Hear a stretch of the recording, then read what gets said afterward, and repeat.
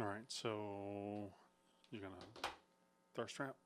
I know I mean, I do have some. If you're gonna sit in that chair. Yeah, you gotta, I was gonna maybe put on a bra or something. Yeah. Well, a lot of people tell me I need to do that. Yeah. Different reasons. But I think if I put one on, I could. You think you could really? Accentuate. Accentuate. Yeah. There's been some excess.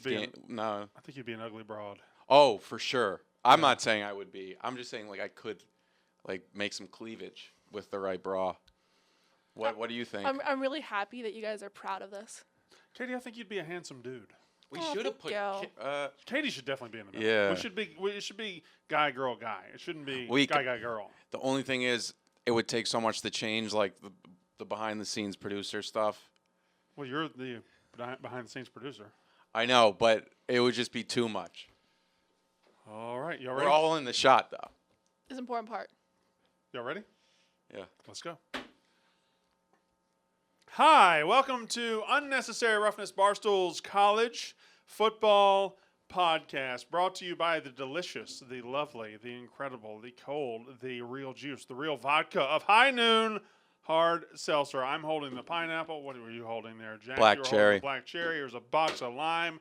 Boy, they got all the good flavors. They got all the good stuff. High Noon, nothing better than a college football on a Saturday and high noons all day. Just kick back on the couch or your outdoor kitchen. I've decided I want an outdoor seating area for this fall for my football needs. I'm doing that this fall, and I will have plenty of High Noon on deck. So, High Noon Hard Seltzer. Outside setup. I'm going to have an outside setup, yeah. Okay. I'm going to hang a TV on the outside. I'm going to watch a lot of football sitting on the deck.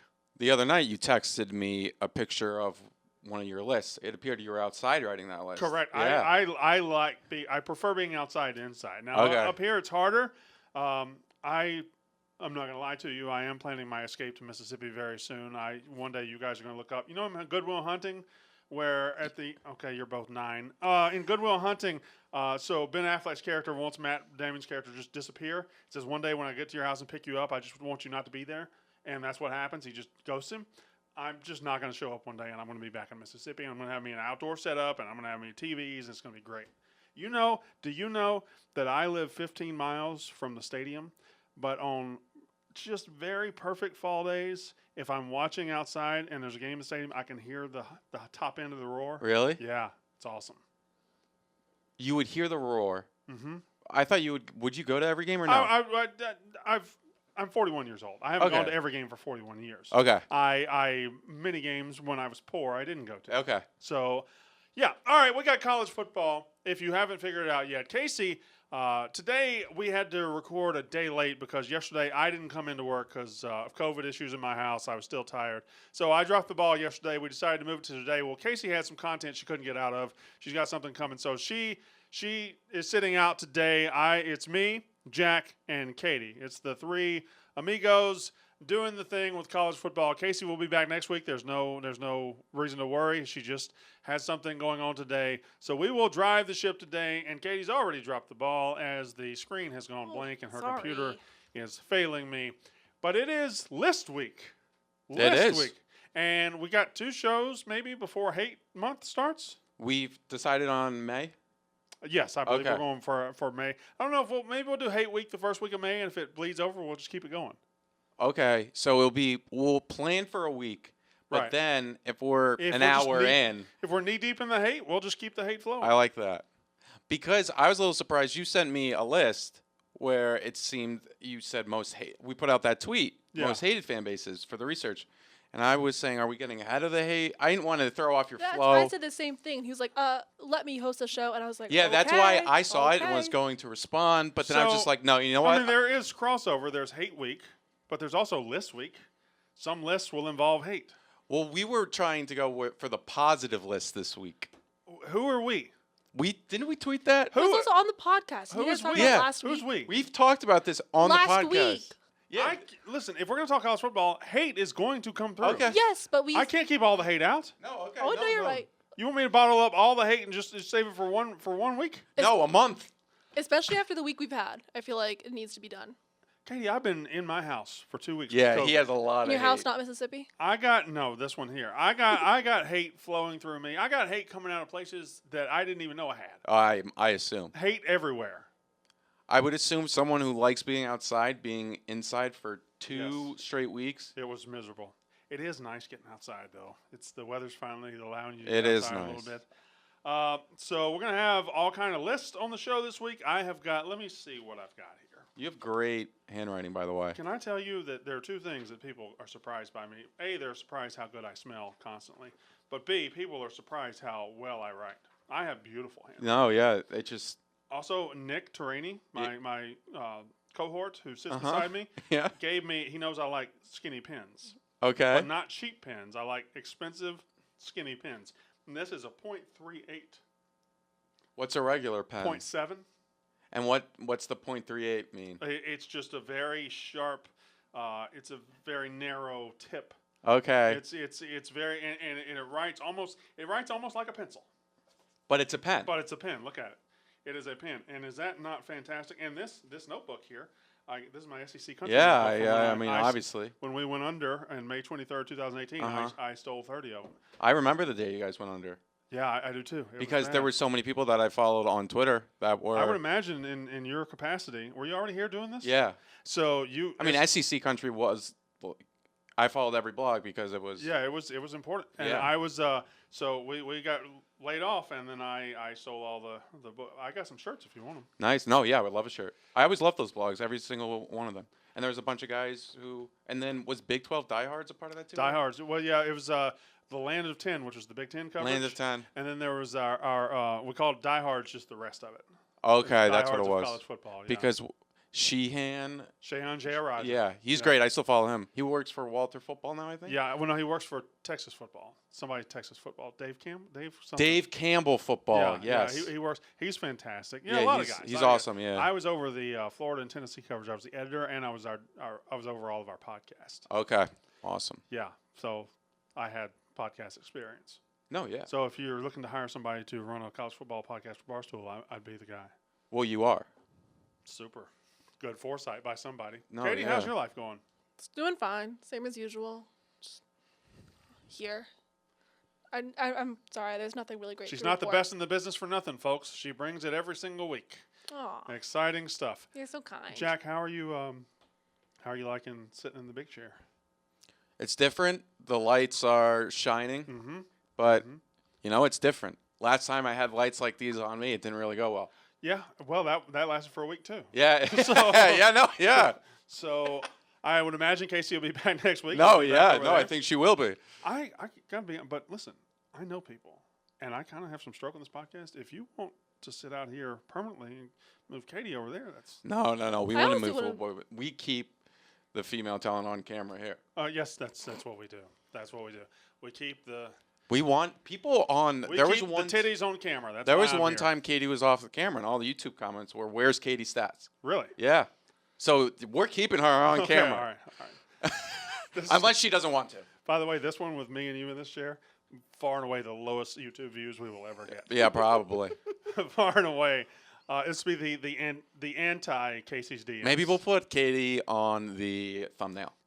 We should do that, or just okay, relax. Or we got to just take a screenshot of Casey's DM and make that the thumbnail, even though Yeah. we never mention it whatsoever. Yeah, we catfish we catfish it. So yeah, we're catfish. Yeah, We can catfish. yeah. I think with Your Casey's boobs. permission. Huh? With your boobs. Yeah, that's what I'll do. I'll thirst trap it. All right, so here's some, and we're going to talk about the news that's in the world of college football. We'll talk about other stuff. There are two fan bases I want to call on the carpet for the way they act towards us, but we will do that later. I got some lists. Did you bring lists? Yeah. Okay, I brought some lists. Okay, it's list week. I've got stuff like the top 7 transfer quarterbacks of 2021. We Yeah, need to get I to like know the top 6 non-conference games this year, because we need to start looking towards 2021 Yes. season. You look at these schedules and you're like, wow, that's going to happen. Well, I mean, week 1, there's a massive one. I We think don't want there's to bury two. the I think lead. there's 2. Okay, I think that. Okay, yes. Which one you think? I'm Clemson, thinking Georgia? of the What's the other one? Miami, Alabama's pretty big. Oh, that's massive. especially if De'Aaron King is ready to go. It seems like he should be. Yeah. Yeah. So, and Alabama's replacing a lot. Like, it's not crazy to think Miami could win that game. I mean, it'll be I mean, it's kind of crazy, but it's not crazy. Like, Alabama's replacing everybody. Aren't you the one that's saying every year? Okay, Well, Alabama they do. they They loses do. and. But if you're going to catch then them, we you want to stop? catch them in week 1, don't you? If you want to have a senior quarterback, don't you? You want to have De'Aaron King, don't you? No, it is the best thing, but like I just was surprised because you're often the guy who's like, it's Alabama, they reload, whatever. Well, we got 4 months to figure that out. Fair. I'll when it comes up, we'll have a point spread. I'll brilliantly be on the right side of it. I'll figure it all out. So you guys give me time, and we got to make sure we really pump up Stacking Cash this year. Yeah, because people listen to pick 'em because of the personalities there. know. But they fucking suck. at Yeah, gambling. and let's not forget, they're awful. last year, Stacking Cash, you were like I hitting housed- 70%, I think. I was having 9 in 2 weeks, 7 in 0 weeks. I was destroying it. So we got to give people an actual alternative to where they win money and not just listen to the tomfoolery. Oh, yeah, let's do that. We'll make it a whole YouTube segment. All right. So I also have the top 5 worst fan bases on Twitter. Love that. Whew. And we're going to discuss that one. I want to work my way through that one. That's why I thought we were talking before the show. Do we have enough? I think we're going to have enough. I have the top 5 best dog mascots. I love that. Did you did some research on that Yeah, one? I have a favorite one. It is a T-dog, so it is an asterisk, but I think it is the cutest dog. in Yeah, all I of don't agree with college this football. dog. But. A T-dog? Yeah, like to get the T after kickoff. They're not the technical mascot. Oh, I thought you Oh, were I going to see. say the BU Terrier. Oh, that dog's funny. Here's the thing about Boston Terriers. They're assholes. I They're know, the mine worst little is. fucking dogs. They are. She's a bitch, but she's my bitch. I had an English Bulldog, a Weimaraner, a couple of mutts, and a Boston Terrier when I lived out in the country. And that Boston Terrier would attack everybody. It would attack the Bulldog. Mine only cares about food, maybe us, and just food. And if somebody comes in the house that ain't y'all, shit don't go right. Boston Terriers are little assholes. But they're good assholes. Yeah, it's like it's your personal asshole. Yeah, so it's like you're tiny little person that everybody hates, but you love them. It's like a little Dave Portnoy in the house. So I have the top 10. What? You okay? No, you mean yes? All right. So how often do we say they're a top 10 program? Is this a top 10 program? There's top 10 programs all time, right? Like the Michigans, the Texases. I'm going to define today on the show the top 10 college football programs of right now. Okay. Not of the past, not of 100 years ago, not of Yeah, we're not factoring in the 1933 championship from Notre Dame. And every single argument we've been in on Twitter lately, it always says, "Well, look at the all-time record." Who gives a fuck what happened before integration? Who gives a fuck when their helmets were leather? I love that website. The what is it? Where they compare the two teams. I'm forgetting on the name. Winsipedia. But if you're using that as an example, it's just ugh. It was like last week, Arkansas fans were getting on Casey and saying, "Oh, we own the all-time record." A&M has literally won the last 9 games. I know. And all that matters is now. Anyway, we'll talk about that in due time. And do I have any more lists? I might have some more lists. Oh, the top 5 worst losses you can experience in college football. The top 5 worst losses. Oh, I got a ton of shit. I also have so the Super League is in the news. Yeah. I have a take on a Super League that is different from everybody else's take. Okay, I've heard a lot of Mississippi takes. State does not belong in it.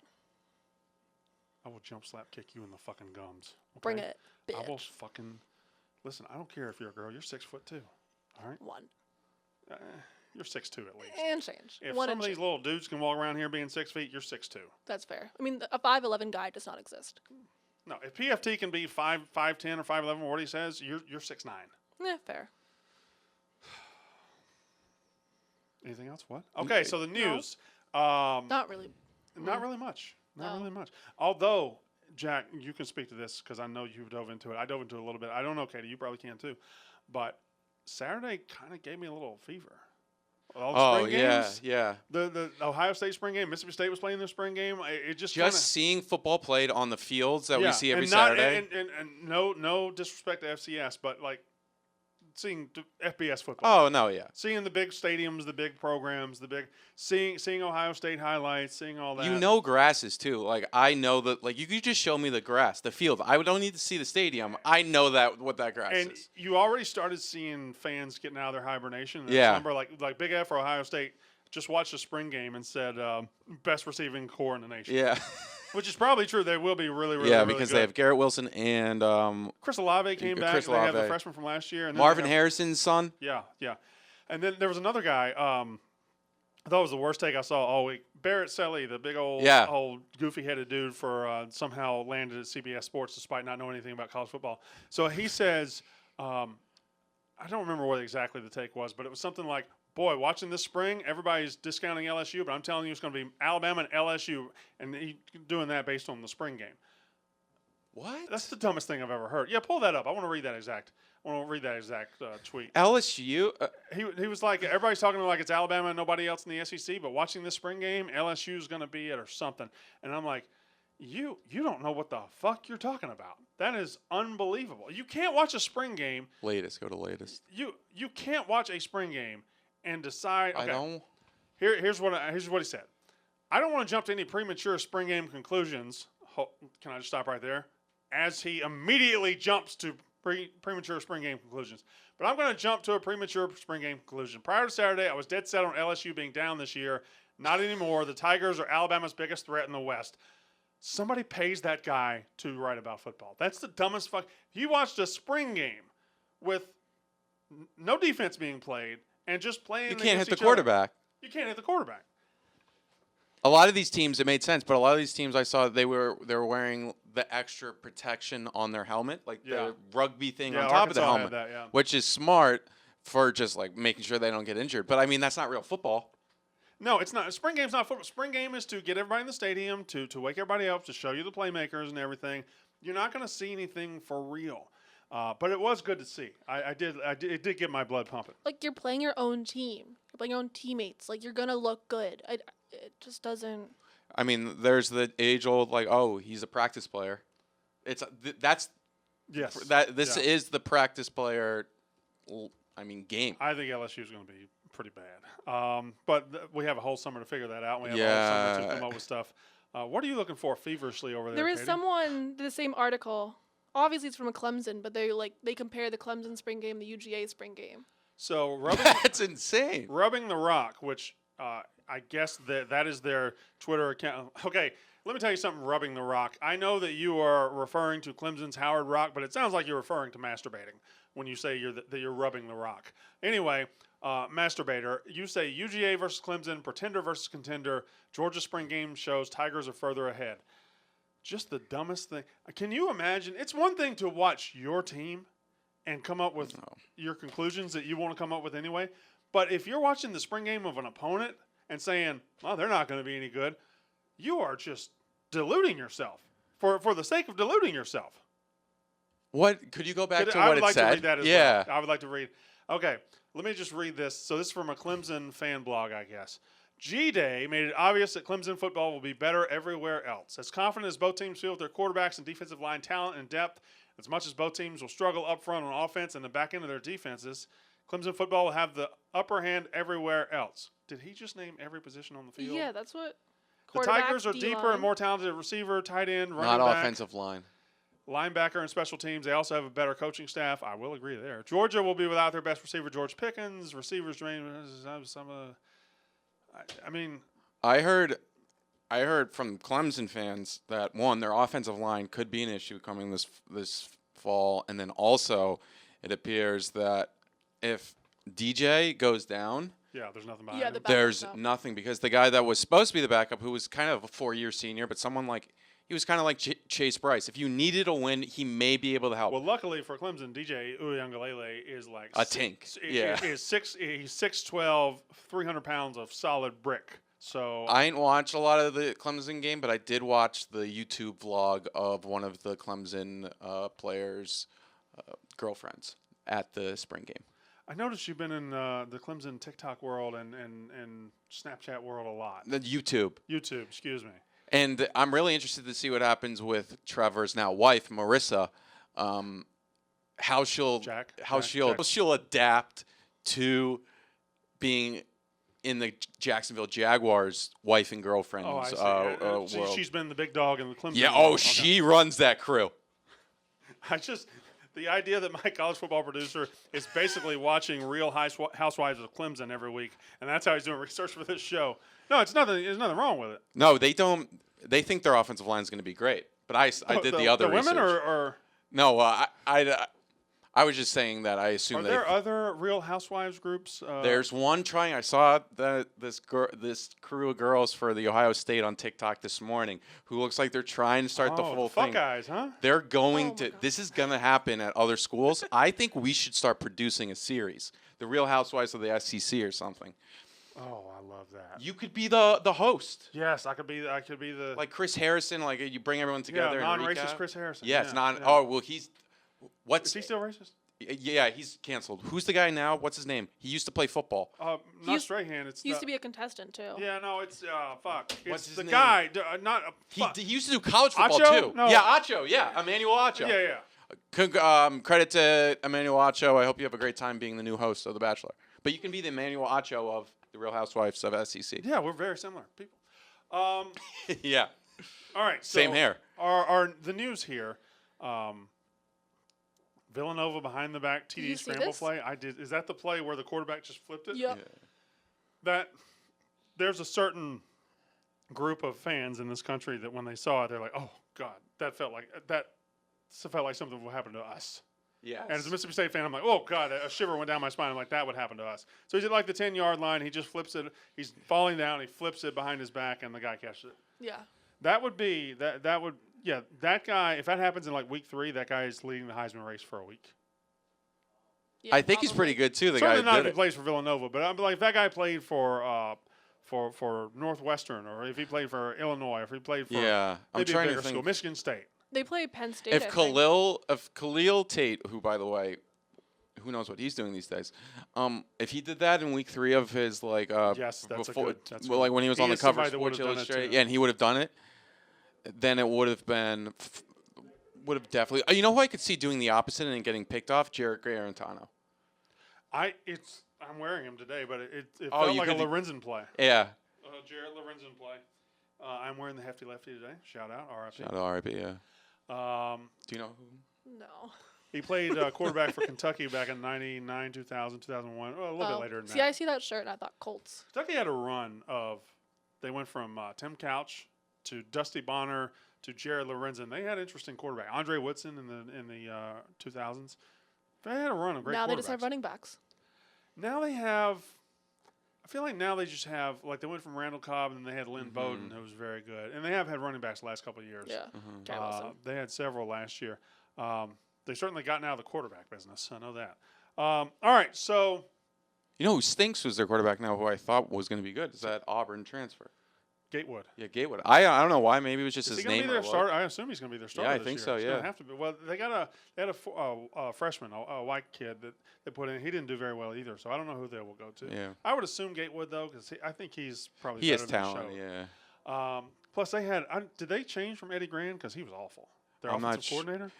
I'm not sure. We should check in on that. This is just. Remember that Kentucky-Georgia game last year? It was like awful. 14 to God, 3 that or was something. The worst. And Kentucky wasn't even trying to score. I remember that. Yeah. So Liam Cohen is now their offensive coordinator. Okay. They get rid of Eddie Grand. Yeah. So, all right. I want to talk about 2 programs. No, we'll save that for the list.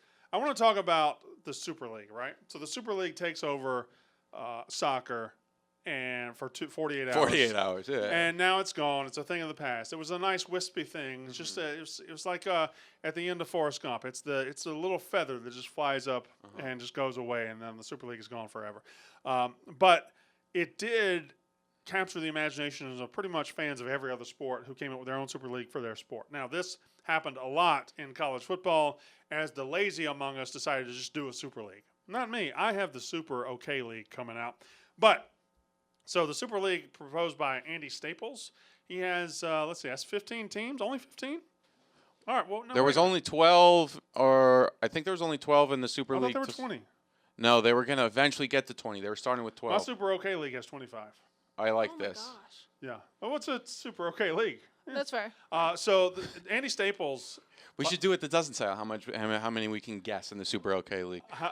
I'll give you the parameters, and then I Yeah. do want you to guess. Yeah, okay. Okay. So he had Alabama, Auburn, Clemson, Florida, Georgia, LSU. So that's 5 SEC teams in Clemson. Notre Dame, Nebraska, Michigan, Ohio State, Oklahoma, Oregon, Penn State, Texas, USC. All right. Just real quick. So there's not a world in 2021 where Nebraska belongs in anything super. Nebraska is, they don't bring you TV. They don't bring you anything. There's nothing about Nebraska that belongs with the elites of college football. The argument was made that they represent a fan base that covers a bunch of middle America, even more than Nebraska. So numbers-wise, even though the it team covers themselves... a lot of land area, but I don't think it covers that much population. I certainly, I would almost, I'm just taking like Florida. There is no Florida. Yeah, there's Florida. Okay. Florida State. Are they not in there? They're on some people's. I feel like Florida State would be way ahead of Nebraska in a Super League. I feel like I definitely think Florida State would be ahead of Nebraska. I was surprised. I understood why they were doing it, trying to get the entire map of the United States with Oregon and whatnot. But That's another graphic. Would you put Tennessee in it? No. Okay. Absolutely not. Not in. If I were doing it, and if I were surrounding the stadium with a Blockbuster Video and a Sears and a Radio Shack, yeah, I would do it. If I were going back to the '90s and watching Home Improvement every week, yeah, I'd put Tennessee there. But no, if I'm doing it in 2021, I wouldn't have Nebraska. I wouldn't have Tennessee. I would have Ohio State for sure. I'd have Oklahoma for sure. I'd have Texas for sure. I'd have Penn State for sure. USC is borderline, but I guess you got to get West Coast, even though they don't really have a fan base per se. Yeah. Certainly nothing like back east. I'm trying to think who in my mind is just not there.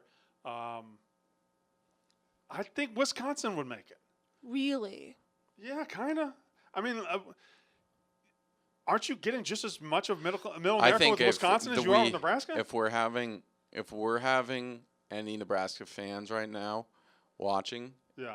You putting Wisconsin over shitting their Nebraska, pants? I think they'd be. I think they'll come to New York and Okay, beat you well, what up. they need to do is fucking Win. Is to get into reality and realize that Nebraska ain't shit in 2021. I hope you guys turn it around. This is another one that I found. College Football Premier League, Stuart Mandel, the Athletic. So he's got 2018. He's South Carolina in there. South Carolina. Okay. So It seems like he has the ACC, Big Ten, SEC, and Pac-12. That's what happened here. Is there no Big 12 in there? He's got 1, 2. I guess that's West. Oklahoma and Texas, yeah. I don't know. It's all a matter of interpretation, and you can arrange the top 20 to top 30, top 40, however you want. I think you could put Miami, Virginia Tech, and West Virginia over Nebraska. I would agree with all three of those. I would And then not put obviously West Florida Virginia. State. I would put. I think West Virginia. They own a state. They own a state. They're sneaky big. Sneaky massive. Yeah. Okay, but then how can you, if they own a state, what's the argument for West Virginia but not Nebraska? West Virginia. I don't know which one has more people. I don't know. It's a good question. I just feel like Nebraska's. I almost feel like that. So I think it's the so state- low, but again, West Virginia is too. That's a good For question. the longest time, Nebraska, I think COVID stopped it. They held the record for most consecutive sold-out games, Okay. like full stadiums. I mean, they're a good program with a good fan base, but they're not where they think they are, and they're not where they want to be for sure. Agree with that. I'm saying more just the numbers they bring in, the TV, By the the fan way, base. This is year 3, right? Scott Frost's got to start going forward. This is year 4. I'm pretty year sure. 3, I think. I'm pretty sure it's year 3. I'm pretty sure it's year 4. I'm almost certain it's year 3. I'll be the decider. How many years has he been in Nebraska? This is year 4. 2017 was the UCF team, and then 2018. Yeah, year 4. 18, 19, 20. You son of a bitch. Yeah. See, that's why you're here. Okay, so it's year 4. And he. What? That's why you're here too. Yeah, she's the one that looked it up. Googled it. Let's go into list week. But first, Jack. I actually have a question for you.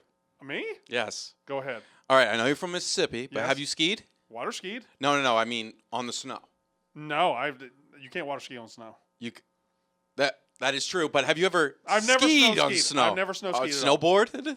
No, I've never done any of it. Okay. Well, if you did, you would know how ridiculous lift passes were. Ridiculous. Lift That's passes why are, I don't ski. I can't afford Yeah. it. And let me tell you, you're a father. You have a bunch of kids, millions, So many. hundreds. So many. Kids, and that only gets more expensive when you bring your kids. But that's where Icon Pass comes in. Icon Pass. A brand new season unlocked, the promise of adventures ahead, and endless Stoke. Stoke on the horizon. Now all on sale. Own it all with Icon Pass. Own the season, own the stories, own the Stoke. With pass options starting at only $399, adult and exclusive spring savings. So here's the thing with skiers and snowboarders. Is this the thing? This is the thing I'm telling you. You know how you'll plan out your tailgating stuff? What you're gonna do, what food you're gonna bring. These skiers and snowboarders, they already know where they're going next year. They already know for the upcoming fall, or some fall in some places, and then winter for their ski and snowboarding. And they're already making plans, but Icon Pass is going to help out with that. With their exclusive spring savings, there's an adventure for every type of rider, both new to the mountain and long-time shredder. So if you wanted to try this out, try out skiing or snowboarding, you could go to Icon Pass. Lock in the 2021-2022 seasons with up to $200 savings on child passes. That's one of the biggest things that people complain about is how much you got to pay to get your kids on these lifts. Up to $100 in renewal discounts and a new payment plan for as low as $0 down and 0% APR, unlocking access to more than 40 unique Icon Pass destinations from the second you score your pass and stake your claim to the 2021-2022 season. You've got an entire season of sweet stuff to look forward to. Explore pass options at iconpass.com, and that's icon with a K. IKON pass.com. Right. So Nebraska 4-8, 5-7, 3-5. They gotta go forward. He hasn't made a bowl game. They gotta go forward. If they don't go forward this year, they gotta fire him, right? One of the lists will do which coaches are in the top hot seats, or just most pressure too. Yeah, he's definitely one. Him and Harbaugh for sure. Well, Harbaugh seems as if I don't think Kirby's under pressure. This is an interesting post. It's from 24/7 Sports. I do think he's under pressure. Yeah, I agree. I think he's under different pressure. I don't think he's under Lincoln Riley. I don't think Kirby Smart is under firing pressure. I think he's under, all right, shit or get off the pot pressure. Jeff Brom? This is an interesting list. The full list is Kirby. You know who's not there? You know who should be there? Who? Louisville, Satterfield. Oh, yeah. He But he wanted to leave. He wanted to leave. He lives 3 minutes from the airport. Lincoln Riley is probably under some pressure because, you know, it is time to break through. His reputation outweighs his accomplishments. His reputation is like the NFL is going to come get him. He's this great coach. And he is a good coach, but he needs to win a playoff game. I knew it. You know who wrote this list? From CBS Sports. Dennis Dodd? No, Barrett. I'm reading another Barrett list. Yeah. Shoot me in the fucking head. Yeah, this is a Barrett. I knew it. When I saw via CBS Sports at the bottom, I was like, oh, this is a Barrett Salee list. I mean, I get Kirby being on there. I think Kirby definitely is going to be under some pressure. It's definitely because a different kind. not only does he come in with all the recruiting, and he comes in and they are going to be the heavy favorite in the East. Florida is replacing everybody offensively. Tennessee just replaced their coach. Kentucky's just South Carolina replacing everything. Vanderbilt's terrible. There's nothing in that division to compete with. They got to walk through that division. Plus, they open with Clemson. They'll close with the SEC title game. You win one of those two, you're playing for a national title. Or you're playing in the playoff. Well, if they win the first one, I would assume. Yeah, you're right. If they win that first one, and then who are they getting in the cross this year? They don't. It's not Auburn. Auburn's one of them. It's who's not, replacing a coach as well? It's not Alabama. You said this last week. SEC. Oh, I know they play Arkansas.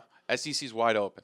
SEC and Alabama, I don't know, but we just put them up there because they've earned it. But I think the SEC is wide ass open. Yes, I do. I very much do. So they play Arkansas and Auburn back to back. Play Auburn early. Yeah, isn't that usually It's usually the week before Alabama, or remember it's usually yes. dark. It's usually dark. It's dark as fuck. Yeah, of course. I mean the miracle of Jordan Hare was in the dark. The lights were on. All right, so here's my interpretation. Okay, everybody rushed out to put all the elites together. Everybody rushed out and said, "Ooh, I'm gonna put Alabama." That's easy. All right, that's lazy. That's lazy bullshit. I'm not gonna do it. I'm doing. If we're gonna create our own leagues, I'm going to go ahead and speak up for the voiceless. I'm going to be the voice for the voiceless. And I'm going to get rid of... He's about to put Mississippi State in this, isn't he, Jack? No. This is the super okay list. Hey, I'm just going to go ahead and tell you, of course I am. And B, I'm getting rid of the elites. Fuck, if you think you're elite, if you think your shit doesn't stink, if you're Ohio State and Alabama and Clemson and you get every 5-star recruit and you think you're going to win the national title every year, you can't be in this league. You can't be in this league. This is the Super OK League. But isn't this league? It's the Super OK League. League. We're getting rid of all the elites and so they're the elites now. We're replacing the elites. We're getting rid of all the elites. We're getting rid of all the nice cars in the neighborhood, and we're just driving our fucking Honda Accords right up to the stadium, and we are playing some football, brother. It is going to be the 25. The teams are every year. Just sometimes they bubble up. Sometimes they're really good. Sometimes they fall apart a little bit, but they're always just there. They're always in the middle. They're not shitty. You won't see Kansas here. You won't see Vanderbilt. You can't be shitty in this league, and you can't be elite. You can't be Georgia. You can't be you can't be Ohio State. You can't be Texas, because Texas not elite, but they think they are, so they can't play. All right, let's go. Also, if you're academically elite, you got to go too. I almost don't want to look at teams' names. All right, this is the Super OK League. All right, Virginia. They're hoity-toity. Oh, yeah, okay. They're out. NC State's in there for sure. NC State is in the Super OK League. Okay. Pittsburgh is in the Super OK League. Purdue is one of the founding members of the Super OK League. No, not Maryland. I feel like Maryland's struggling. I have five per Power 5 conference, plus BYU. Only. Washington State's in there. Washington State's so in there. NC State's actually has, if you look at their record, I think they literally have a record of just okay. 500. Super okay. 500. Kentucky. Kentucky is in there barely, because they're elite in basketball, and I don't want to hear that shit in my league, but I'm going to let them in. Kansas State. Kansas State for sure. Yep. Texas Tech. Colorado. So in there. Northwestern they're elite academically. Correct. Therefore, they're not in this. They're not in this. They're not in this. Neither is Stanford. Oregon State. So in the league. They're so okay. I'll just go through. So my 5 conferences. Did we get any wrong? You haven't really. I did. I said too academically elite. From the SEC, we're bringing to the Super OK League Kentucky, South Carolina, Mizzou. Yeah. And we're going together, Mississippi State and Ole Miss. We're going to be in the Super OK League, and we're going to keep our rivalry. Out of the Big 12, we've got Iowa State, who's good this year, but they're not. There's nothing elite about them. Nah. And they know how to act in the Super OK League. Yeah. We're all going to get along. Texas Tech, TCU, Kansas State, and Baylor. Baylor was tough to put in. You're going to make some Iowa State fans very mad, I feel. No, they're a great team this year, but they understand what I'm saying. Okay. So They've been okay looking, for a Mississippi while. State was number 1 in 2014, but we're still in the Super So you're OK looking League. at history, too. Yeah. Okay. Yeah. I'm getting rid of all the assholes. You know why Iowa State's going to like being in my league? Because I'm not letting those pieces of shit Iowa anywhere near it. Fair. Why didn't you let them in? Because fuck them. No, but what would you categorize them as? They're douchebags. Here's the thing. If you don't put them in the OK League and they're a team that they win a decent amount, you're saying they're an elite program. So you kind of played yourself there. Like I said, if you're elite academically, and if you think your shit doesn't stink, you can't be. Ah, shit doesn't stink. And Iowa fans believe they are the classiest group in the country, even though they're assholes. They believe, since they have a children's hospital and they wave at it, and that is commendable, they will bang you over the head with it, and they will just tell you how classy they are. There's a lot of children's hospitals throughout this country. They will, which is unfortunate. I want all the children's hospitals not to exist because we want no. Take care of sick children. Yeah. I want no sick children. But you have to have one in Louisiana because LSU has to get recruits. Yes, that is true. They need to get recruits. We need to funnel money through something. In the Pac-12, Arizona State, Colorado, Oregon State, and Washington State are my Super OK League teams. It sounded like half the conference. Well, that's the Pac-12. Surprised not and more. In the ACC, I've got Boston College, Wake Forest, NC State, Pitt, and Syracuse. Boston College fans that really don't exist. I don't love having Boston College. They're going to be there, first of all, hotty-totty, and like, oh, look at us. We're so great. They also think they're such a great academic If you start looking at it, like Georgia Tech, good academics. Really great engineering. Yeah, really great. So I took them out. Duke, academic and basketball. Fuck them. I don't want to hear Duke fans all year. So they're out. Virginia Tech has been a little, just a touch too good, maybe. Yeah. Virginia, they're assholes. Go all the way through. Like Florida State, they won a national title. I don't want them in the league. Miami, no. So, and then out of the Big Ten, Indiana, Illinois, Minnesota, Maryland, and Michigan State. And Purdue. I think Minnesota's a perfect example of the Super OK League. Just like they're just super okay. We're not gonna get great ratings. We'll just get ratings. We're not gonna make a whole lot of money. We'll make money. Well, our biggest bowl will be the Meineke Car Care Bowl, the Super OK League. You know, I went to the Meineke Car Care Bowl. Mm-hmm. UConn against Wake Forest, Super OK. We will determine our national champion at Nashville every year at the Music City Bowl, which is now the Mayo Bowl. And the trophy will only... It's the Mayo Bowl. I thought the Mayo Bowl was the Belk Bowl. The Belk Bowl was the Meineke Car Care Bowl. No, the Belk Bowl became the Mayo Bowl. Meineke Music Car City Bowl Care. is still a Music City Bowl. Meineke Car Care. Yeah. Belk. Right. Mayo. But then you entered Music City in there. Music City's still Music City. Nah, I ain't say Music City once. I think. Belk Bowl is Mayo Bowl. No, check out the history. No, he's right. He's right. No, go to Wikipedia. Come on. Everybody relax. Scroll down. Yeah, Meineke Car Care. Y'all want some lists? Yes. Go to the the games. I get the feeling neither. Go back to Meineke Car Care games. Jack. I want to remember how Jack, Wake Forest beat know. UConn. We're fine. We're fine. UConn. All right. I get the sense neither of you were blown away by my super okay league. I mean, it's super okay. Is that the point? It's just We're not supposed to be blown away by it? It's like, yeah, okay, cool. Yeah. You did your job. It's average. it's very average. You're But at least we allowing the elite least teams to just band together, though. What? Fuck them. Because No, we got all the TV contracts.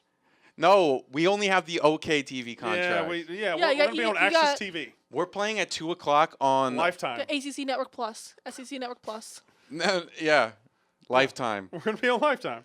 Yeah, we'll be right Does before Oprah's right channel before the still? Oprah on Oxygen. Yeah, we'll have Yeah, some games on Oxygen. Oxygen. Where else? Yeah, we'll have some games on Freeform. Access. We'll have some Freeform games. Freeform. Mm-hmm. I'm trying to think of some other We'll TV stretch channels out. that may have a good show on once in a while. VH1 will fuck around and have a game for us every now and then. Conference championships on will- VH1. You'll be looking all over, and you just all of a sudden it's on VH1. Epics. So here we go. Here are my list. I'm going to start the list right now. How's the Facebook group been doing? Great. Cleaned it up a lot. Yeah, we did. We had to get rid of some trash or what? No, there was because it got to a point where it's not massive, but it was big enough that scam artists came in, and they weren't even artists. I would just say they were just scammers. They were just like, join this Telegram group and you'll get $100. Or people just like trying to do their. So now, stuff. with the Facebook group, we just put in you have to answer name the Big 12 team, name the SEC team, and it's Okay. Texas and Alabama. All right. So here we go. I got list upon list upon list upon list. I got top 5 helmets, which I wanted to work out together with you guys right here. Okay? Are you ready? Mm-hmm. Top 5 helmets. Oh, you got them up. Thank you very much. They're not all. These are some nice Because ones I and some have- ones you don't like. I am Ooh. historically, you guys know this is a take that I've had on the show before. There's some fake helmets in there. I think there's when you get national media to do their top 5 helmets, they pander and they talk about tradition and classic look and all this, and they put ugly ass helmets on there. Penn State, I'm sorry, you've got a white helmet. There's nothing attractive about that white helmet. Alabama, you have a fucking red helmet with numbers on it. You are not a top 5 helmet, even though that all the national media that wants to suck your dick for clicks will tell you you have a great helmet. There's nothing great about that helmet. It just is what it is. It's just a plain helmet. I've got 2 more, and these 2 are really gonna. Michigan, everybody knows I don't like Michigan's helmet. I think that's ugly as shit. No, it's a high school helmet. It's a high school helmet. Ever since you said that, every time I see a high school game, one of the teams has that helmet. And then Delaware, the team that was playing Villanova when the guy threw which is a very high school pass behind the back, they have the exact same helmets. And the last one that will not make my list is Ohio State. I'm sorry, you guys don't have a helmet. You have stickers. You have a gray background with a bunch of fucking stickers. You have a first grader's activity book as your helmet. It's fine. It works for you. And I will admit, when it's late in the season and it fills up, it looks good. But you got gray helmets. There's nothing exciting about the helmets. Here are my top 5 helmets. How many qualifications are there for those stickers? There's too many. I don't know. Because at the end of last year, there was only 8 games for them, right? Or maybe even 7. All the players' helmets were full. Number 5. Every negative COVID test. Here, you get a sticker. Yeah, that probably was last year. Number 5, I do love UCLA's helmet. I love UCLA. Number 5. Number 4, Arizona State. One of their alternate helmets with just the fork on it. That's an incredible helmet. Number 3 for me, this people are going to get mad. Yes, this is a plain helmet, but guess what? This one's gold and shiny and beautiful, and it's not white or red. It's Notre Dame, especially these days. Notre Dame's gotten kind of adventurous with their helmets, and they make that chrome gold, that real shiny gold. It is unbelievable. Their helmets now are some of the best in football. They're number 3 for me. Number 2 for me is Florida State. I love the Spear logo. I think Florida State's Spear logo on the helmet is classic. It's wonderful. It's awesome. And number 1, I had beef with this team last week. I think Texas has the number 1 helmet in football. I think that Longhorn on the side, it is immediately noticeable. It's immediate. That just says Texas. Doesn't have to have a word. Texas is my number 1 helmet in football. I don't like USC. I don't like. I like what I like. I usually like logos. Notre Dame with their gold and the outlandish goldness of it. I love them. Those are my top 5 helmets in college football. Definitely agree about the Notre Dame. Do you like them? Yeah. Sneaky good helmets. Wyoming's helmet. I think Florida has a good helmet too, especially when they. Florida, I was about to say. Yeah, that's why I pulled them up here. Florida, the Gators in the script is really good. Florida always has really good helmets. It was matte too. Yeah, Florida was hard to keep off. LSU has a decent helmet. It's a little bit busy. I don't mind Oklahoma's helmet. With the OU, yeah. I don't know. Among the screenshots that Katie put in here, I love how if you type in, it's always on Twitter sometimes. I feel like this was more like message boards and Facebook back in the day, but there's like fake helmets in there. If you scroll in on the Alabama, like that's something that somebody said. The bottom right? Oh, in the bottom right, that like, oh, look at this. This is a new leaked Alabama helmet. And it was just some random Facebook page that. And the one in the top, the second one. Yeah. So those are my helmets. That's my list. Anybody have any to add? I think Oregon can be put on for the best and worst. Correct. I would agree with that. Like, the problem with Oregon is if I say Oregon's got a great helmet, you have to ask me which one. You can't just say, oh, yeah, I agree. You have to be like, which one? Like that top left right there, that classic green with the yellow O, that's fantastic. Smooth. I love that. But when you get into that mustard yellow, that and the wing, it gets a little. The Raging Cajuns helmet, Louisiana Lafayette. Yeah, I like that one. I'm looking at best helmets. Hawaii doesn't have a bad helmet. Hawaii has a good helmet. That H is cool with the little spears on the side. I don't know. Is that M right? That fake Michigan helmet reminds me of Marshall's helmet, which is a good helmet. Marshall's helmet is popping up a lot, and I just typed in best college football helmet. Marshall has a really good helmet. I just like to get away from the classic like. If you go online and Google top 10, top 5 college football helmets, you're going to see Penn State. It's a white helmet. It's a junior high helmet. I'm sorry, it just is. Yeah. It's great tradition, and you guys are a great program and incredible, but there's nothing intrinsically good about that helmet. You know what was a great logo? West Virginia's old logo where they would have the state cut out, and then here it is, this one right here. No, that's a good helmet. And I don't know why it reminds me of it, probably because it's Marshall's rival, but in We Are Marshall, they wear this helmet, I'm pretty sure, because that was based in the 70s. But there's a lot of great helmets out there, but there's a lot of bad ones, too. I think we could do, like, worst alternative helmets ever, worst alternative jerseys ever. There's been some bad alternative jerseys throughout the years. No, some terrible ones. Just god-awful. What's the worst that comes to your mind? I know one comes to my mind. The worst that comes to my mind is... Mine is the Florida actual alligator uniform. That one was disgusting because it had scales on it. Correct, yes. Yeah, that was the worst. The Notre Dame Yankees one. Yeah. That one was awful. There was also... I'm pulling up an all-time awful. How do you know where it is? I'll figure a moment. I didn't think you guys would stop talking. I did some. It's the one that Jack posted. You started moving things around on the TV, and I answer to whatever the TV says. It's the one that Jack put up on the account, and then everyone just roasted him. Oh, yeah. People got really mad about this jersey that I said was bad. No, you said it was really good. Oh, yes. It was the Oregon jersey of Marcus Mariota. It looked great. No, it did not. Yes, it did. We'll put this in the YouTube. By the way, if you are listening audio, the YouTube has become much more like visual. When we talk about things, I'm putting them up. So if you want to kind of watch it, enjoy it like a TV show, that's definitely within the possibility. All right, so I did a TikTok once about the worst uniforms. Yankees, Notre Dame one was awful. Here's a Colorado State one. That was pretty bad.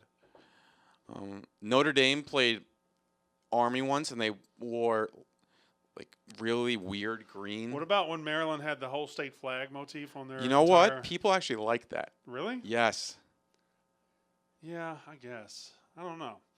All right, I got more lists. We don't have to get stuck on uniforms and helmets. I got the top 7 transfer quarterbacks of 2021. And this is something that we need to look at because this is going to shape the transfer portal is going to be a thing from here on out, and we're going to see one-time transfers. You're not going to see guys sitting out.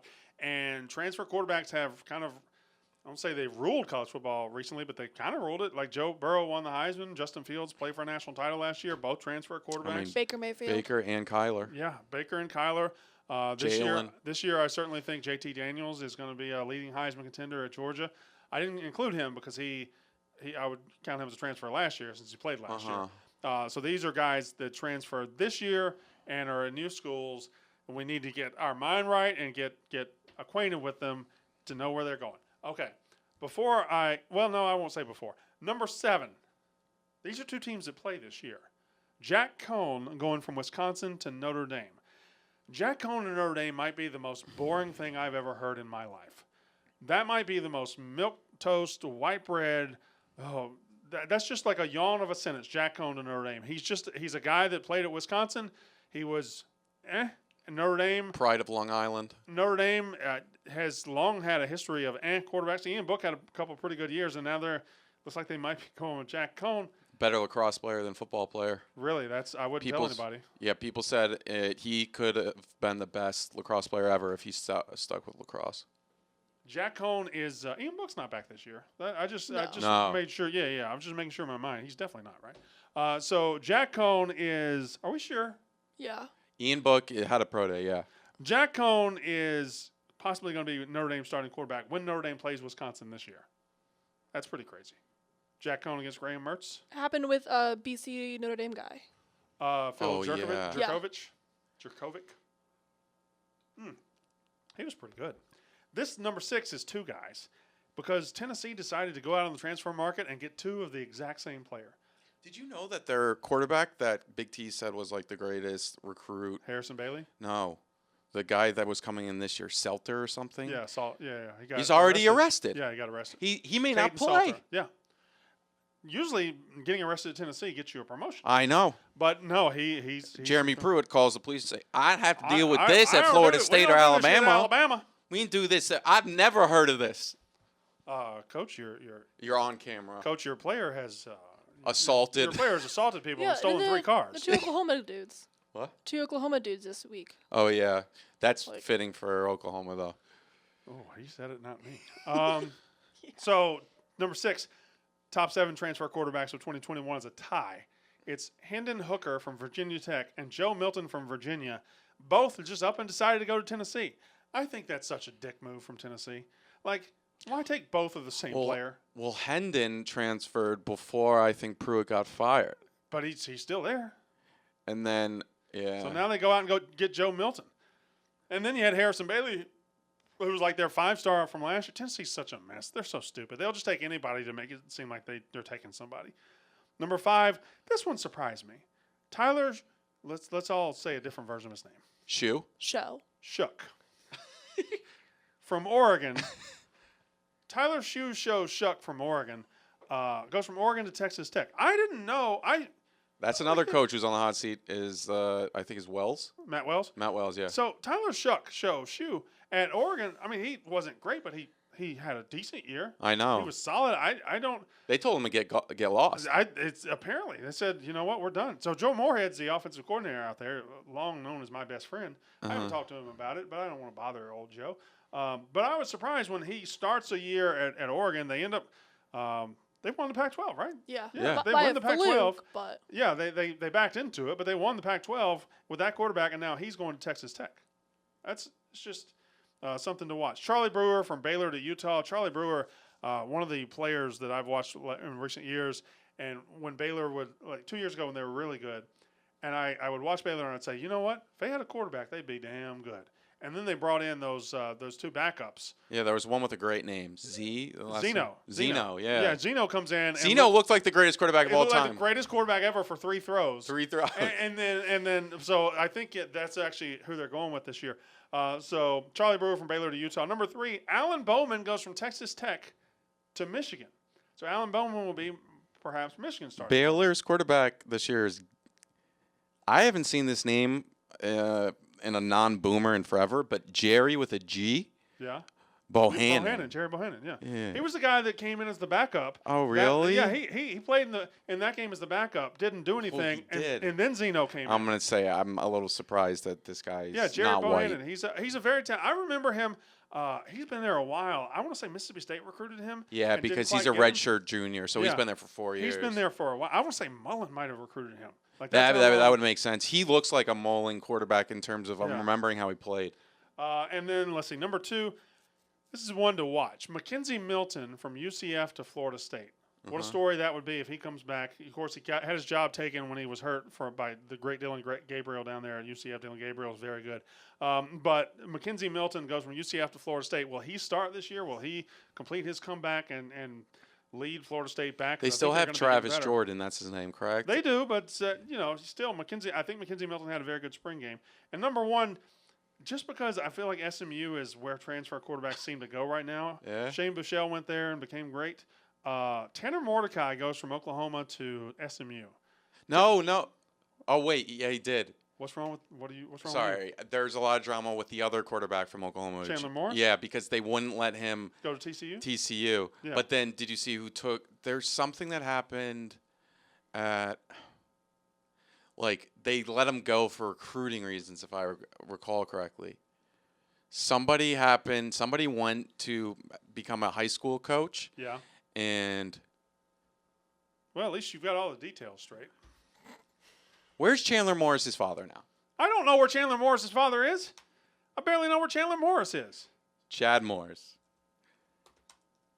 Oh, Chad Morris is now going to be the high school coach of one of the best teams in Texas this year that Oklahoma loves to recruit at. So Lincoln Riley couldn't come down to Texas and say, we want these high school players. And then Chandler Morris's father is the coach there. He's running the gate, the He's barn the door. gate, the barnyard. And so it was an interconference transfer rule. Also, Chandler Morris was acting like he didn't know the rules when he transferred to TCU. That's a very known rule, but he's playing at TCU My next now. list. See, you got some more up there. Go back. Go to the transfer quarterbacks. There's so many transfer quarterbacks. It doesn't feel like I don't think we're gonna have a Joe Burrow this year. I don't feel like unless it's You're telling JT? me. It could be JT Daniels. JT Daniels could win the Heisman this year. In fact, I think Joe Burrow's great year was his second year. JT Daniels is going to be my Heisman pick as well. Jarrett Not Sam Garantano Howell. at Washington Not State. Sam Howell. At Washington State. I got to looking last week. You guys did lose a shit ton around Sam Howell. Every single yard in I know the people- backfield. People talk about that being like. And then Daz, and then Oh no! It worries me. I wish we didn't open up the season with an ACC game, but who you open it up with? Wake Virginia Forest? Tech, Week 1 looks good. very good. You're playing Virginia Tech. That's a good game. There's I know. good Big Ten Not games. There's happy good about ACC games. Justin Fuente is on, I think, the hottest seat. Also, Virginia Tech just has UNC's number year in, year out. I thought y'all beat them in that high-scoring game this year, didn't you? Yeah. It was like 61 to 48. Yes, but it's never pretty. Katie, it doesn't have to be pretty. It just has to be effective. That's what I tell my wife every time. I've been hearing too much about this today. That was the first time I said anything. No, back when you're getting food. What else? Oh, yeah. Yeah. What did he I don't remember. What did he say to you? You made it it wasn't to me. Talking to somebody else. She was just in the room. Oh, okay. Yeah, it doesn't. I was talking to dudes. I don't talk to Katie about my Luke. sex life with my wife. I was talking to the guys from the restaurant that were doing the free catering. Yeah. I talk to them about my sex Luke life. McCaffrey from Nebraska, Louisville. Jack Abraham. What is Jack he? Abraham might win that job, too. You think so? Oh, yeah. He looked better in the spring game than Will Rogers. Plus, Okay. we have the highest rated quarterback we've ever had that signed this year, so he'll be a true freshman. Uh-huh. Don't think he'll be ready, but I think a 1-year rental until he gets ready next year Okay. is probably That's awesome. Okay, and then Jared DeJuan Guarantano Mathis. going from Tennessee to Washington. I'm almost certain it's Washington State. Yeah. Guarantano. It is. You can Google it all you want, Katie. It's It is. Washington State. Okay, blame the transfer portal then. I copied off of there. Wait, do you have a login? No. Well, then how'd you get right to the transfer portal? Yeah. I Googled transfer portal. I think it was 24/7 Sports one. Go to theirs. That's not the real transfer portal. I know the real one, but I just had all the They actually, lists. 24/7 Sports does have a good transfer portal. It's pretty. I mean, that's what I use for this. Yeah. But shout out to them. They do have a good transfer portal. 24/7 Sports is amazing, in my opinion. You know what I did yesterday? Oh, okay. That's on my Jack, bad. we got to talk about this because I'm anti-sports writer. Yeah. I think they're all assholes. I'm anti a lot of college football media because I think I don't know, I think they're lazy. But Did you do a purge? no, Oh, okay. I did the opposite. Oh, you just started following them? I subscribe to The Athletic. Okay, I like The That's Athletic. yeah. That's a very good. I don't. For $1 a month. It'll be broke in 2 years, but I subscribe to them. The Athletic has some of, like I don't really love following them on Twitter, but the articles they write on The Athletic are pretty good. Well, they're very pretentious. Ooh, They act like they're what they're doing is Nobel Peace Prize worthy. I like Nicole Auerbach. She's fine. She's good. fine. And she's in the super I love okay Andy journey. Staples. Yeah. Well, he's great. Yeah, he's with them, right? Also, just the Andy Yeah, Staples he's show. great. Yeah. ASS. Yeah. The ASS, funny. yeah, he's awesome. How old are you? 4. We knew this. You were in the same boat as me, sir. The Andy Staples, Stuart Mandel is kind of in that. He's very close to that Dan Wolken level. Let's see. Yeah, I think we got them all, or a lot of the Juwan Mathis from Georgia to Temple. All right, Jack. I think we've gone too long into the show without talking about our penises. I agree. It is time to talk dicks. And I got one. yeah, It's very successful. but sometimes, man, I would like it to last a little bit longer. Mine or yours? Mine. Okay, yours. Yeah, yours, yeah. I yours, don't. yours. I hope yours like. Yeah. Okay, I thought you were just giving me some luck and saying I hope yours lasts longer. I No, appreciate I'm that. talking I my hope yours personal lasts as long experience. as you want it to last. Yeah. You know how you can do that?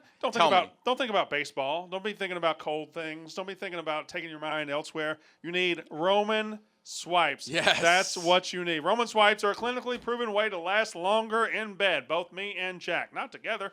They're effective, easy to use, and fast acting, but don't require a prescription. Roman can ship swipes to you in discreet, unmarked packaging. Huge. And really? You get the big package, huh? No. You get the Magnum? No. My issue is. Oh, that's a big deal. Is what you're saying.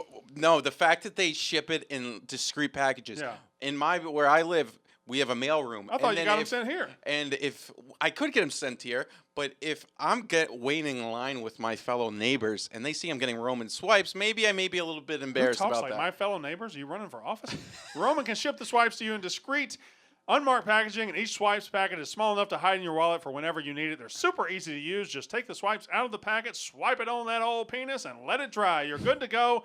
That's it. Go to GetRoman.com/Walker. You think big old hard dick that lasts a while? Walker. You can get your first month of swipes for just $5. Walker. You think your penis? Walker. WALKER. When you look at your dick and you say last, think Walker. WALKER. Choose a monthly plan. That's GetRoman.com/Walker. Just $5. Here's my top 6 non-conference games of 2021. The crossover games that you can't miss. Okay. If number 1 is not Clemson versus Georgia, What? I mean, I know it's gonna be because you're a That's smart an man. unprovoked shot at the bottom of it. Well, yeah, I put 2 worst possible games. The two worst non-conference UConn games. Vanderbilt is a disgusting game. UConn Vanderbilt is gross, and Kansas Duke is. Why did you god-awful. put UConn at Clemson on there? Oh, that would just be a bloodbath. No, I think they opened as like 49.5-point favorites against you. Probably. Yeah. Yeah, it's at Clemson. We also are playing Ole Miss at Ole Miss, I'm pretty sure. You're missing. Are you not missing some here, Katie? I mean, I could be. These are ones I thought would be bigger games Okay, or more all right. interesting. My number 6. This is just 2 teams that have, to my knowledge, I don't remember them playing. They probably played an Outback Bowl or 2. Now I think about it, Outback or a Gator Bowl. But Auburn at Penn State. Auburn starting over coach. I can't think of a time they've ever played. I think they're talented. I'm sure they played an Outback Bowl or one of those Florida bowls. Yeah. Capital One Bowl. They played twice. 2003. Yeah, so they played twice. Check the game. 13-9 in 2003. Orlando, Florida. Yeah, it's easy. Yeah. They mix it. They're both in 13-9, such a They're both in those games constantly. They're both in the Capital One, the Outback Bowl constantly. So Auburn, Penn State though, like Penn State is somebody. Like I don't know what they're going to do at quarterback. They still got Sean Clifford. They lost Will Levis, who started a lot of games for them this year. I don't know what they're going to do offensively. I know they're better than what they showed, especially to start the season. They've got defensive talent. They got skill talent. And can they be good at quarterback? Can Penn State be good this year and after a terrible start to 2020? And then, of course, Auburn starting over at coach, but they've got Bo Nix. They got a veteran quarterback. If he's ever going to be good, now's the time. And they got Tank Bigsby, who's fantastic. They got talent on Auburn's team. They could be okay. So Auburn-Penn State is very interesting to me. Whoever wins that game gets to have the season that they want to have, and whoever loses it is screwed. What happens if Penn State goes 7-5? Is James Franklin? I don't think 7-5 gets him fired. Okay, 4-8 does. I think 5-7 gets him fired. Okay. Yeah, 500 or below. But I remember when they started 0-3 last year, there was rumors like, if he doesn't get this turned around. Yeah, but that was 0 like.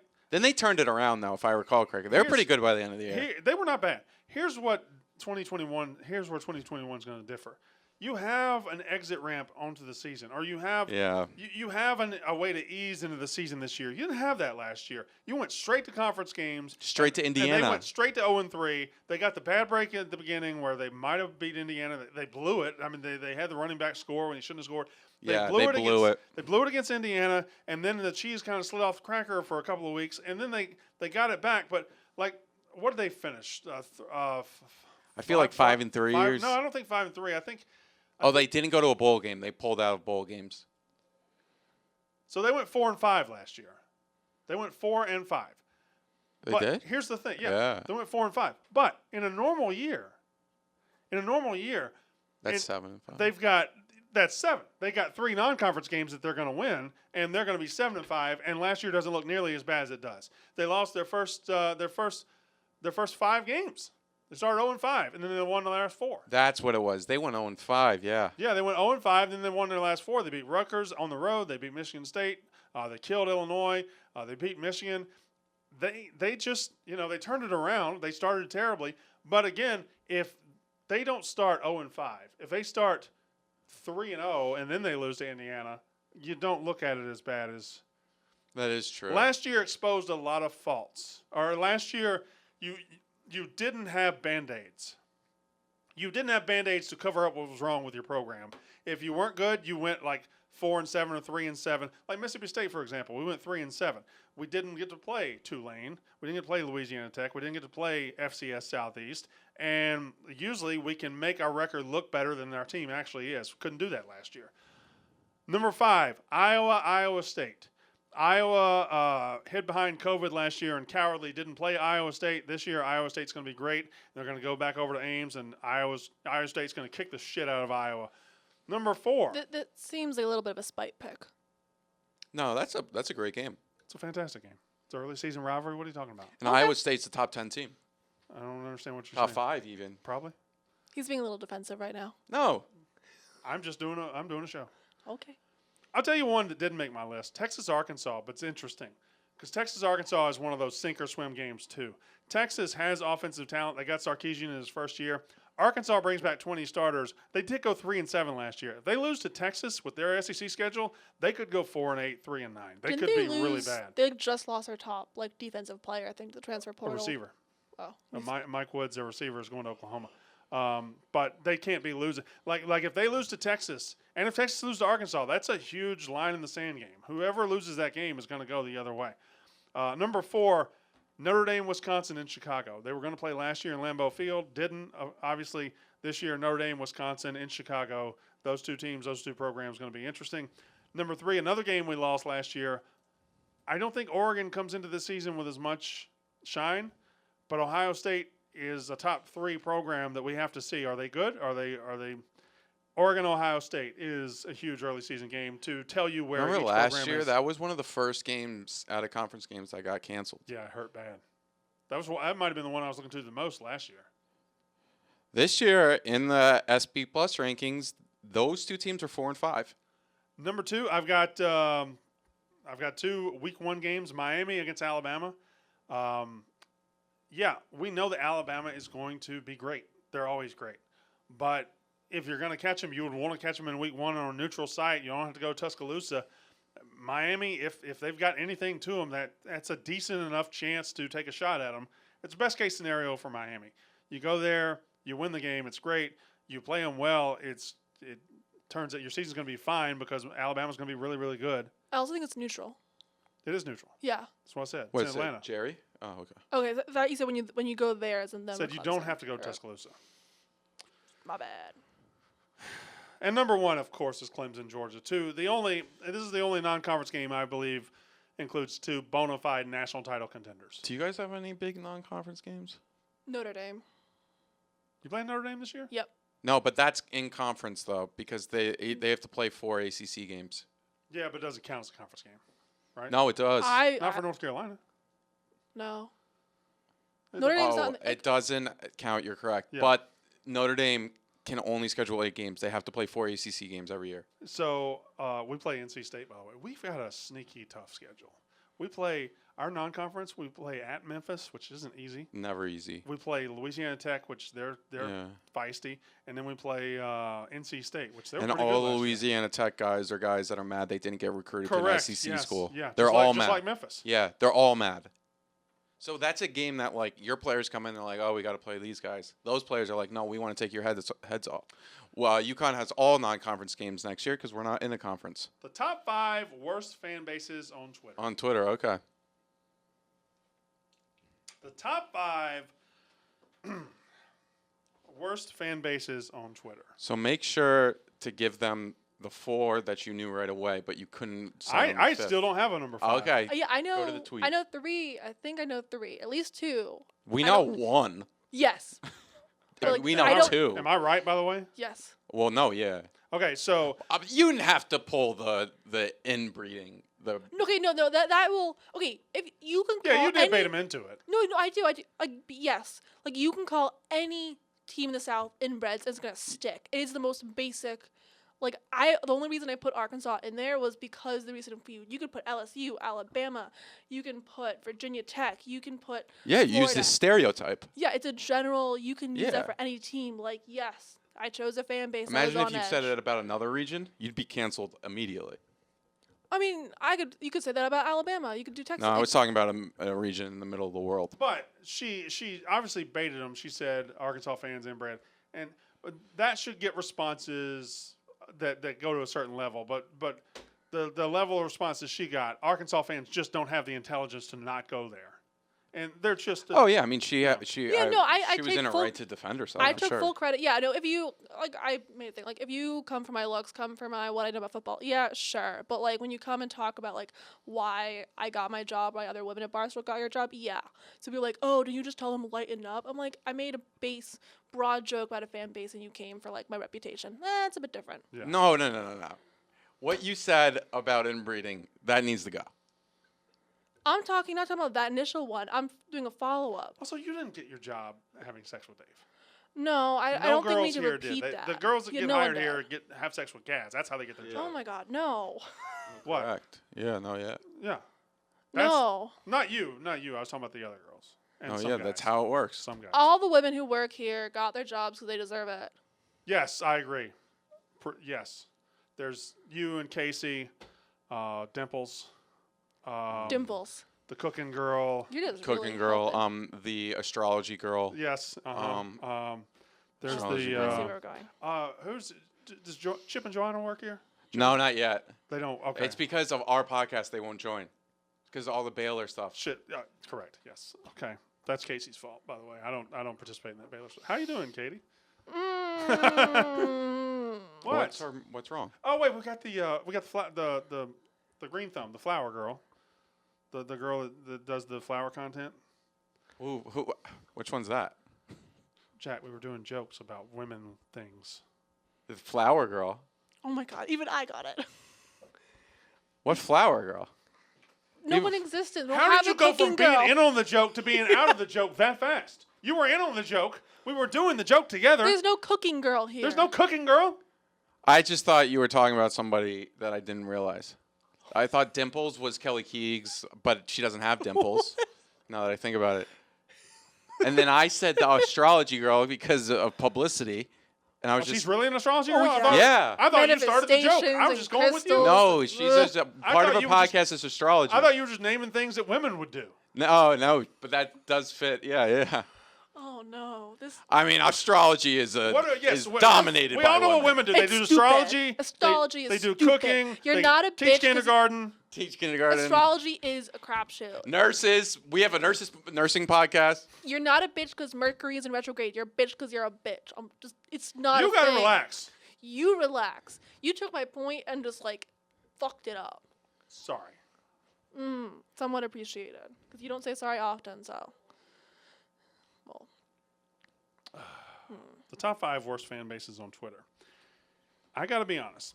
There was a moment last week where I thought about putting Texas on the list, but at the end of the day, I decided that this podcast just got in the middle of a Texas A&M bitch fest. They've never come at us. And those rivalry, like I've always been pro Texas on the show. I was always pro Sam Ehlinger against Oklahoma. I've always gotten along with Texas fans. When Mississippi State has played Texas in various sports, I've never had issue with them. So I've never really gotten cross with them. It's just last week I saw the dumb.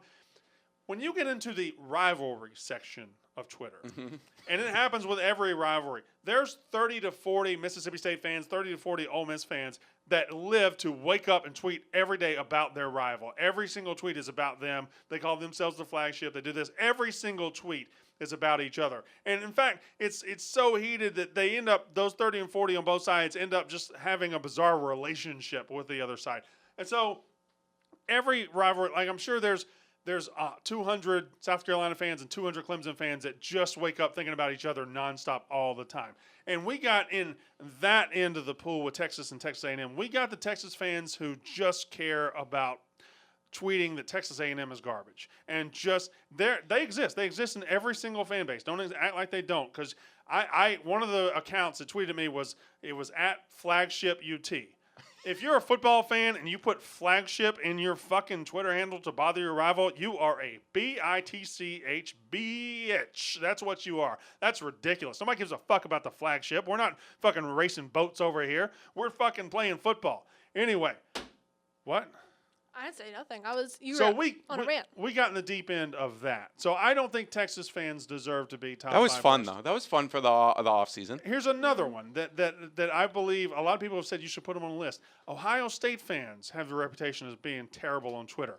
I, again, have never gotten cross with Ohio State fans. I've never seen that version of Ohio State. I think it probably exists, and it probably deserves to be on the list. But, again, the only thing I have seen from Ohio State fans, and it's odd coming from them, because I feel like they have the most favorable media environment in the entire college football world. They have Herb Street, they have Galloway to pump them up. They have more people in the media than anybody else. But they will say, "Oh, you guys are just a anti-Ohio State podcast. Oh, this is your Ohio State envy or Ohio State hate coming through." They'll say that every now and then when I say anything. Like, no, I don't hate Ohio State. I think they're a top 3 program in this country. But there are fans that will just use Twitter to say, "Oh, you just hate us." No, we don't hate you. I hate everybody. Idiot. So I don't have them on the list. So I only have 4 top 5 worst fan bases on Twitter. And here's another one that's not on my list. Yeah, give me it. Iowa. Because I don't think they're terrible people on Twitter. I think they're fucking assholes in every walk of life. And Facebook. And Facebook. I think their Facebook fans are the worst. When they're getting my number from a Hawkeye fan blog on Facebook that puts my number out there publicly, and then when I ask him, "Did you do it?" he runs and hides like a little fucking bitch.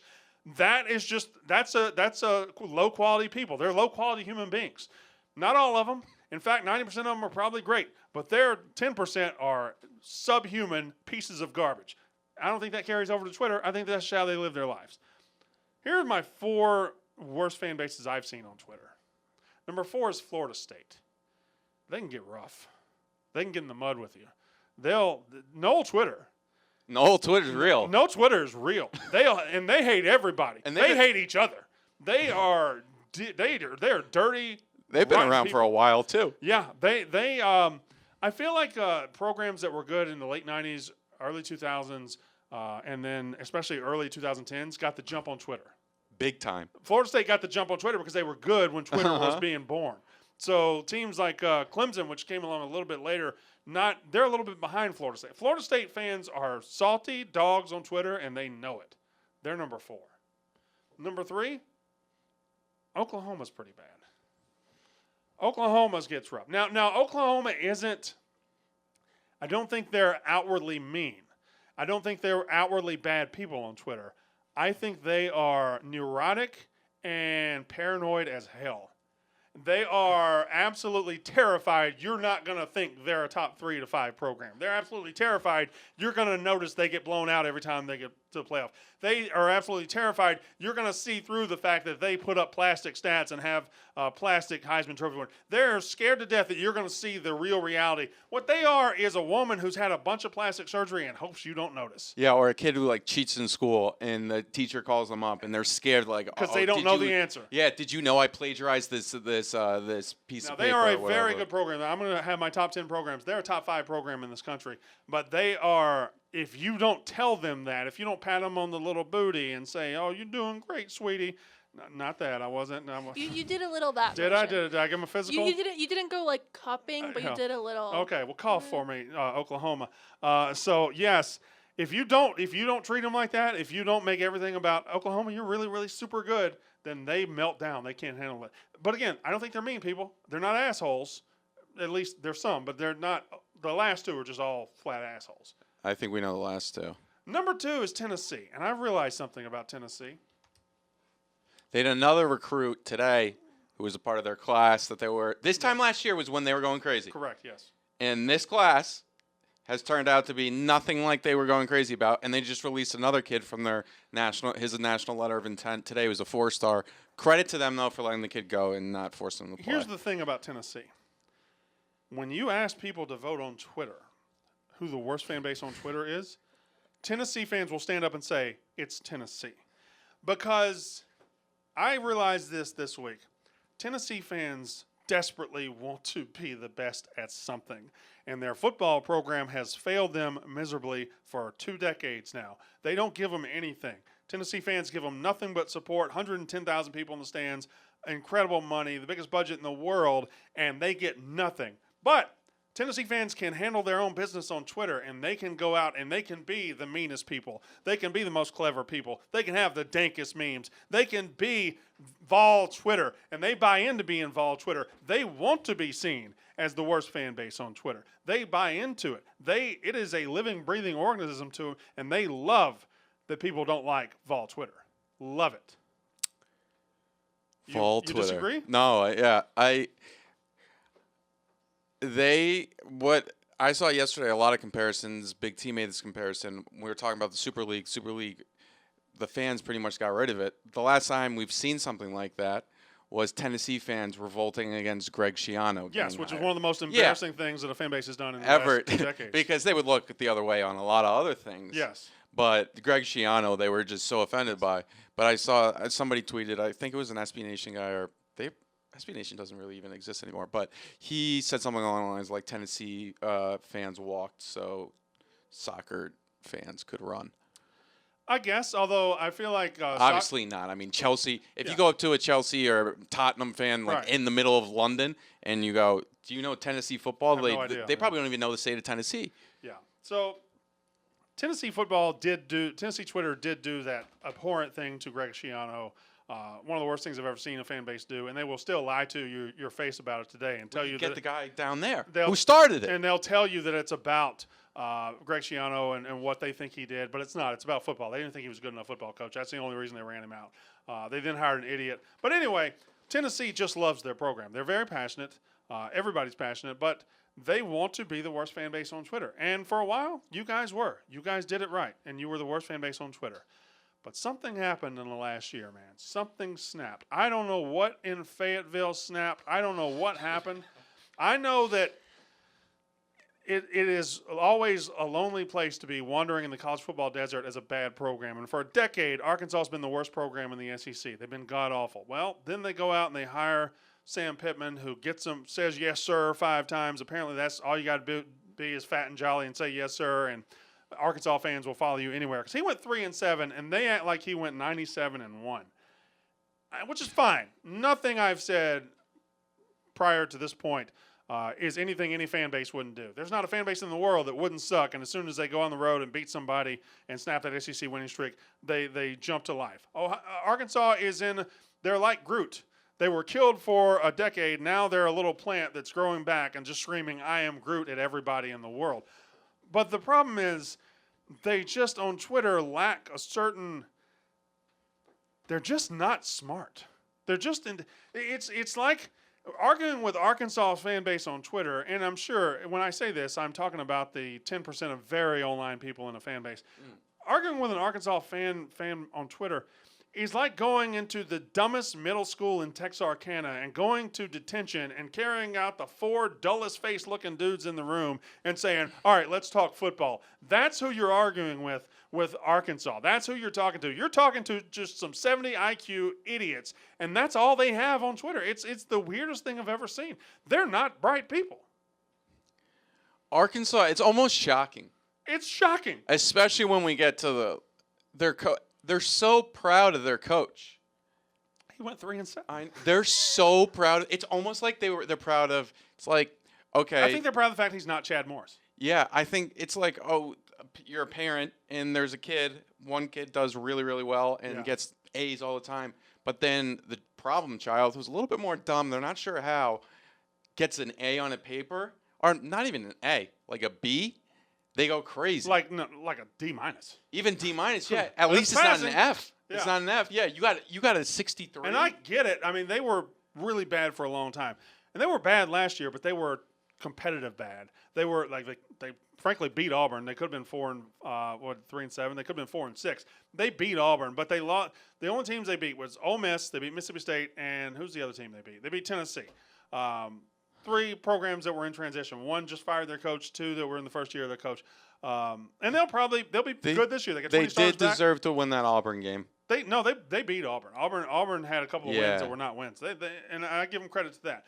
But they were good on the football field.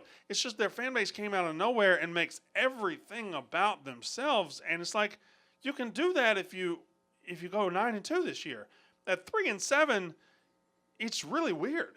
I also think they're more proud of this football team than they were of their basketball team that almost made it to the Final Four. It does seem like that, yeah. And they have great program there. You know, they've had national championships in my life in basketball. They got within a catch of a national championship in baseball a couple of years ago. I mean, they're a good program. One of the worst. I just can't imagine. That's you have a list of worst ways to lose. That how Arkansas lost in the College World Series is one of the worst losses I've ever seen in sports. I do think this Arkansas uprising on Twitter is temporary. I think eventually the adults in that fan base will like supersede the children because there's a bunch of just idiots, and they're trying to get our attention, and it's worked for the most part. Yeah, I had a bunch reach out my DMs were like, hey, this is not the majority of the fan base. Yeah. Sorry for this. And I was like, I think it's temporary. I think they're like going to spend this summer. They might be the most obnoxious fans this summer. And then they'll go 4-8, 5-7 this year. They'll be fine, but they won't be great. They won't be terrible. I wonder what their true expectations of this year are. Well, they do. They have 20 starters back. I guarantee you they're thinking at least 8-9 wins. Okay. And I think I think outside of A&M and Alabama, who will both win 10 games plus, I think the other 5 fan bases in the West all think they can get to 8 or 9 wins. Ole Miss thinks it. We think it. Ole Miss. Auburn thinks it. LSU thinks it. I'm not going to talk down on a player because obviously you want your players to be confident. But he said, like, no, we expect to be a top 10, top 5 team. Who, Ole Miss did? Yeah, linebacker. He's a player. His decision-making is, he awful. went to Ole Miss. Yeah, he went to Ole Miss, yeah. So it was a funny quote. We put it on our Twitter, and everyone just laughed at it for a bit. But, when it's a player, obviously you want your players to think. I don't care what players say ever. Okay, yeah. Oh, yeah. A player should believe he's going to be on a top 10 team. It's almost like a fighter when they're, like, going up. They're the biggest underdogs ever. They still think they're going to win, but they wouldn't be at the point they're at if they didn't think that, like if they weren't insane. So how about the top 10 college football programs right now? Okay, you have to qualify it. Don't forget that. Don't fucking cuss me, all right? Wait, go back to the returning starters. Did they put – is UConn on there, or is it just 0? Yeah, no for UConn, yeah, because we didn't play. UConn has 0 returning starters? Because no one started. No, we won the national championship. They went to NFL. They went to NFL. Forgot you bitched out. No, we won the Natty. And now ranked second to last in the FPI. So here's my qualifiers, okay? This is not a top 10 programs all time, because if it was, Michigan would be on it. But they're certainly not. I don't believe they're a top 10 program at this moment. This is not top 10 teams, because Iowa State's a top 10 team this year going in, but they're not a top 10 program. They got to build up some equity over a number of years. These are the programs right now that I believe are as of April 21st, 2021. These are the 10 most solid programs in college football. Do you want me to go from 10 to 1 or 1 to 10? 10 to 1. Or actually, Go from 1 to 10 because yeah. we know, like, Alabama will be It's in here. correct. Yeah, there's no suspense. That I'm gonna go this way. All right. So number 1 is Alabama. I don't think there's any controversy at all. They're the number 1 program in the country. Yeah, and remember how you're like they lost everyone. Yeah. Miami's gonna win. No. Or could win. Whoa. Okay, Whoa. I already self-corrected. I said if you're Miami, this is the opportunity you want. Yeah. So just pointing. But it I out. also said, they're going to be good. They're just replacing everybody. Okay. Alabama is the number 1 program in the country. They've won 6 national titles now under Saban. It's ridiculous. Every year you pencil them into the playoff. I mean, on a run, that's just. It's the greatest dynasty in the history of college football. No, yeah. They have a Bear Bryant statue. They need to build over it with a bigger Nick Saban statue. I know they already have a Nick Saban statue, but they need to make it bigger because he is a better coach than Bear Bryant. Yep. Alabama's number 1. Now 2 and 3, I think there are tiers. I think Alabama's by itself on a tier. I would agree. I think number 2 and 3 are together. Okay. On a tier right there sitting, and then I think 4 and 5 are together, and then It's 2 and 3, Clemson, Ohio State. 2 and 3 is Clemson, Ohio State. Okay. Here's how I rank them. I rank Ohio State 2, Clemson 3. Clemson has won more national titles recently, but Ohio State is in the playoff very regularly. They won the national title in 2014. Clemson, here's the way I differentiate. When Urban Meyer left Ohio State, they hired Ryan Day, kept right on rolling. I think Clemson is a one-coach program. If Dabo takes Alabama, I don't think Clemson just keeps right on rolling. I think Clemson falls back to the pack. They become an 8-win team again.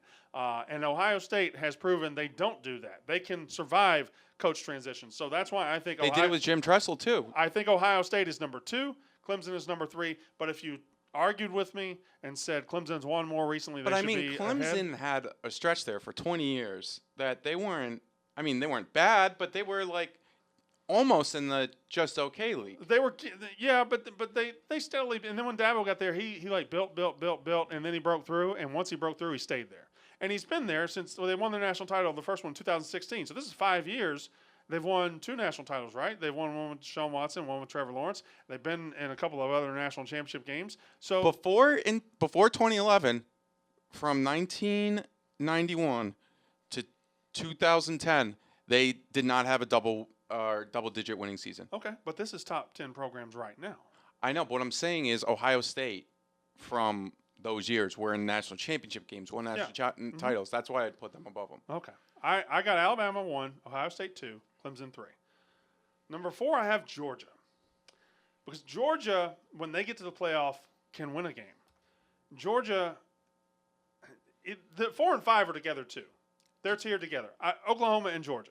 The problem is Oklahoma is always hitting the ball on the green to within 10 feet, but they can't make a putt to save their life. When they get in the college football playoff, which is the green in this analogy, they can't make a putt. They get shut.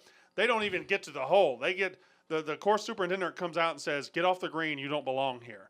They get embarrassed in the playoff, whereas Georgia, they won a game by beating Oklahoma. Georgia, I think, can win a national title. I don't think Oklahoma right now, they got to really improve some sort of mentally. So I got Georgia 4, Oklahoma 5. Because Oklahoma is a very, very consistent program, and you can count them in the discussion. Even last year, they snuck in the playoff discussion at the end after losing 2 games early. Yeah, they're a player. You can count they're a player. They're going to be in discussion every year. I bet when you're a coach at Alabama, Ohio State, Clemson, Georgia, you're going to have to recruit against Oklahoma. Yeah. For the same players usually. Yeah. Number 6 and number 7. I get to 7, and I think these are all easy. It's 8, 9, and 10 that are hard. 6 is LSU. LSU is, they've won, 3 national titles since 2003. Mm-hmm. They just won a national title. They can have a 7-win season, a 6-win season, and they recruit at such a high level, they're never gone very long. A lot of NFL success, too. A lot of NFL success, and they'll play. And it doesn't, they're doing it, they did it with Ed Orgeron. They won a national title with Ed Orgeron. You know how good a program has to be to win a title with Ed Orgeron coaching it? It's crazy. It is. LSU is a very good program, and just their little inconsistency of Oklahoma's much more consistent than they are. LSU will win a national title, and then they'll suck. They'll win a title, they'll suck, but they'll always get back to that title level. They're 6. I got Notre Dame 7. Notre Dame has been really, really fucking good lately. Okay, no, yeah. I mean, Notre Dame's played in the playoff two times. They were in the last BCS championship game. No, it wasn't the last one. No, it wasn't the last last. one. Yeah. They were in the next to last BCS. They played in the playoff or for the national title 3 times in the last decade. That's a very good program. You can say what you want about what 2012 was the next to last. Yeah, because 2013 was the last one. Florida State Auburn. Yep. Okay. Yeah. So I just think Notre Dame, when it comes to the playoff, they're going to put themselves in the mix. They are way up there. I think they're number 7. Okay. And I know they can embarrass when they get there, but so does Oklahoma. And also, it's Notre Dame. I mean, they're probably one of the most recognizable college football programs too right now, regardless. So when it comes to 8, 9, and 10, I don't even know. I haven't looked. When it comes to 8, 9, and 10, I'm gonna guess A&M somewhere in there. okay. So you guess. Let's make a guess for number 8. You say A&M. I'm gonna go ahead and spoil it. I do not have A&M at 8, 9, or 10. Yeah, no way. I would have them like 11, 12, 13. I would have them close. I mean, they're especially they're stabilizing now. I think everything's up for them. All right. So I mean, they had losses to who do you think Alabama. 8, 9, or 10 is? I need to look up like. Dynamite guesses right here. Really All keeping right. the show rolling. It's Why do you wear hard. a pro football show shirt on the college football podcast. Okay, I think Florida's in there. No, I'm gonna say no because you earlier said that they lost all their offense. No, but this isn't for next year. This is like just programs in general. Currently. Florida is number 9. Whoops. And Florida snuck in there. I didn't love putting Florida there. I don't love putting any of these 3 teams here. But Florida, I think, again, they won 2 national titles in 07 and 08, or 06 and 08, and they can always get to that level. They always can get to that level. That's why I think Florida All right. is. Did you? This is going to be interesting. Penn State. No. Yes, he is. No. Okay. So then, I mean, did you? Although Penn State has a very good argument. Did you put Texas in there? I did not. They would be 11 to 15. Auburn. They would be 11 No. to 15. I have 8. I've got, because they're so consistent, Northwest? No. I don't think they can ever win a title, but they can always win 10 games. I think Wisconsin is a very solid program. No. You don't think they're top 8? I think I'd put A&M ahead of Wisconsin. I just think they're Who goes to Wisconsin though? I just think they're so consistent. Like, they're going to win 9 or 10 games and be competitive for the Big Ten Okay. West. They're going to be in that Big Ten title game all the time. How many times have been in the Big Ten title game? Half of them? I mean, they are the most bankable program in the Big Ten West. And this isn't jobs, right? This is just programs. Yeah, it's programs, and you can weigh it with consistency. You can weigh it with proximity to championships, shit like that. It's hard. Once you get past 7, I think that top 7's ironclad. You could put Michigan here because they still have a name. You could put Penn State. You could put Auburn. You could put Texas. I put Wisconsin 8, Florida 9, Oregon 10. Okay. I put Oregon 10. I kind of cheated because I really felt like I needed West Coast representation. I don't think USC is there anymore, so I got Oregon. But don't you agree that 1 through 7 is rock solid and 8 through 10 is a crapshoot? I think Washington had a shot there to really take over had a moment, Oregon, but they didn't grab it. Now they're just kind of there. Yeah, I would say, I mean, And Oregon, I mean, what? They've been to 2 national championships in the past, there are programs 15 years? There are programs that are always within striking distance of the top 10 if they get the right coach, like Texas or Yeah, I would could- put you Oregon could- there. I wouldn't. I would. Oregon's in there. I don't Oregon's love in having the Oregon there. Oregon's in the striking distance. I wouldn't put them in the top 10. Who would you put? Auburn probably deserves to be in Yeah. contention. Yeah. I would say Auburn better than A&M. Like Oregon is in the the group of like you think it could be their year. They're always like on the cusp of like being not nationally relevant, but like nationally competitive with like oh shit we have to play. But it's just like Well, I mean, they made something the always first. falls They made a short. Now, national how about- championship. how They about- had a Heisman winner. Quick semi-list. How about the list of fan bases who delusionally think they belong in there but don't? Tennessee. Nebraska, Florida State. Miami. Well, Miami's getting there. Yeah, no, I think Miami delusionally I thinks don't even they think- belong there all the time. I don't even think like Miami would. There's be only a 9 top- of them. They don't have a Like lot of even fan when bases. they were the U, like I don't know. I felt like everyone knew that was a car. That was a like kingdom built. I don't know. built I on don't know, Jack. Q-tips. When they bubble up to the top of college football, they feel like they belong at the top of college football. It's weird. Every 20 years, they'll just show up and they'll be the best team in college football for 3 years, and then they'll go away again. It's weird. But all right, this is gonna be a long ass podcast. Washington. All right, let me do a list. Oh, you have a list? Yeah. Well, Favorite college football tweets ever. These are mine. go. One, actually, I'm gonna go 5 to 1. Okay. 5. You'll like this one. When Mia Khalifa exposed Chad Kelly for sliding into her DMs when they lost. Oh no, they were coming to play Florida State. Florida right? State. I think she exposed them during the game. It was a Monday. It was Memorial Day. That was an awesome internet moment. The Texas GPA tweet where they said highest GPA in football history for a semester, and it was 2.89. I understand 2.89 isn't that bad, but like highest ever. I don't know if you needed to make a graphic. Number 3 was the Hugh Freeze, the compliance. That's only 3? Yeah. 2. If you have facts about a violation. Yeah. You know what? Maybe I should put that a little bit higher. Golly, that's tough not to have number 1. Go ahead. That actually may be because the implications of that. That was a head coach after signing a recruiting class and knowing he cheated. Yeah. He knew he cheated. And he told the NCAA, come get me. And the NCAA said, okay. You have to understand, this is not a guy who was innocent. This is a guy who knew he handed out money, pussy, and everything. He knew what he was doing, and he still went on Twitter. He couldn't help himself and said, if you have facts about a violation. And what the greatest part about that is he didn't say contact the NCAA. He didn't say this. He said contact compliance at Ole Miss. .edu. So we can ignore the shit out of it. For the people who don't know, can you say what the full tweet was? That was pretty. We'll put it hold up. on, I can almost like do it in my loosely what it was. Let me try to do it. Yeah, try to do it. If you have facts about a violation, please email compliance at Ole Miss. Otherwise, please do not slander these young men and their families. If you have facts about a violation, send it to compliance@olemess.edu. If not, please not slander these young men or insult their family. Yes. One of the greatest tweets ever because it cost him his job. Not this led to the investigation, but anyways. It's just incredible. Number 2 let's just say, we'll put this number 3. Number 2 will be Hugh Freeze. Number 3 was the Cardell Jones, why do we have to go to class? Yeah. We ain't come here to play school. Number 1 was when Florida State put up a graphic of MLK on MLK Day. It was it was a recruiting graphic, and they put MLK in it with a receiver's glove on. Yeah. I forgot they put the receiver's glove on. Look at do something. Doing the tomahawk chop. Yeah, he's doing the tomahawk chop too. Martin Luther King in a receiver glove doing it. I don't know that I ever noticed that. And do something was their hashtag for the year, and that was the year that DeAndre Francois got sacked. I think 100 times. God.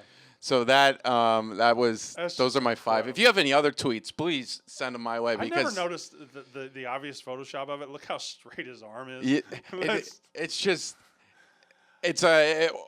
They really tweeted that out, just crazy. College football and Twitter were born for each other.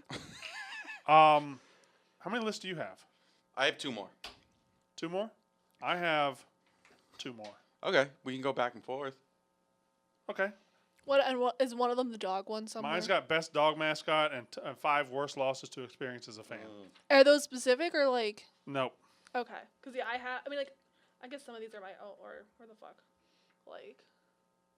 Okay, so when I told you my list, you just did lists to try to be better than me. No, I didn't know. I generally was these are I knew you have your list, and I tried same thing. Yeah, I try to make you think. So I've got a lot of these on there. Yeah, so I try to pull them up because if someone. My top 5 dog mascots. Okay. I'll go quickly. Love dogs. I'll go quickly. Number 5, she's not here, and I want to not have her on the list, but collies are beautiful. Reveille for Texas A&M. What happened to the social media? Don't look the same in real life. Collies are beautiful. That's my answer to you.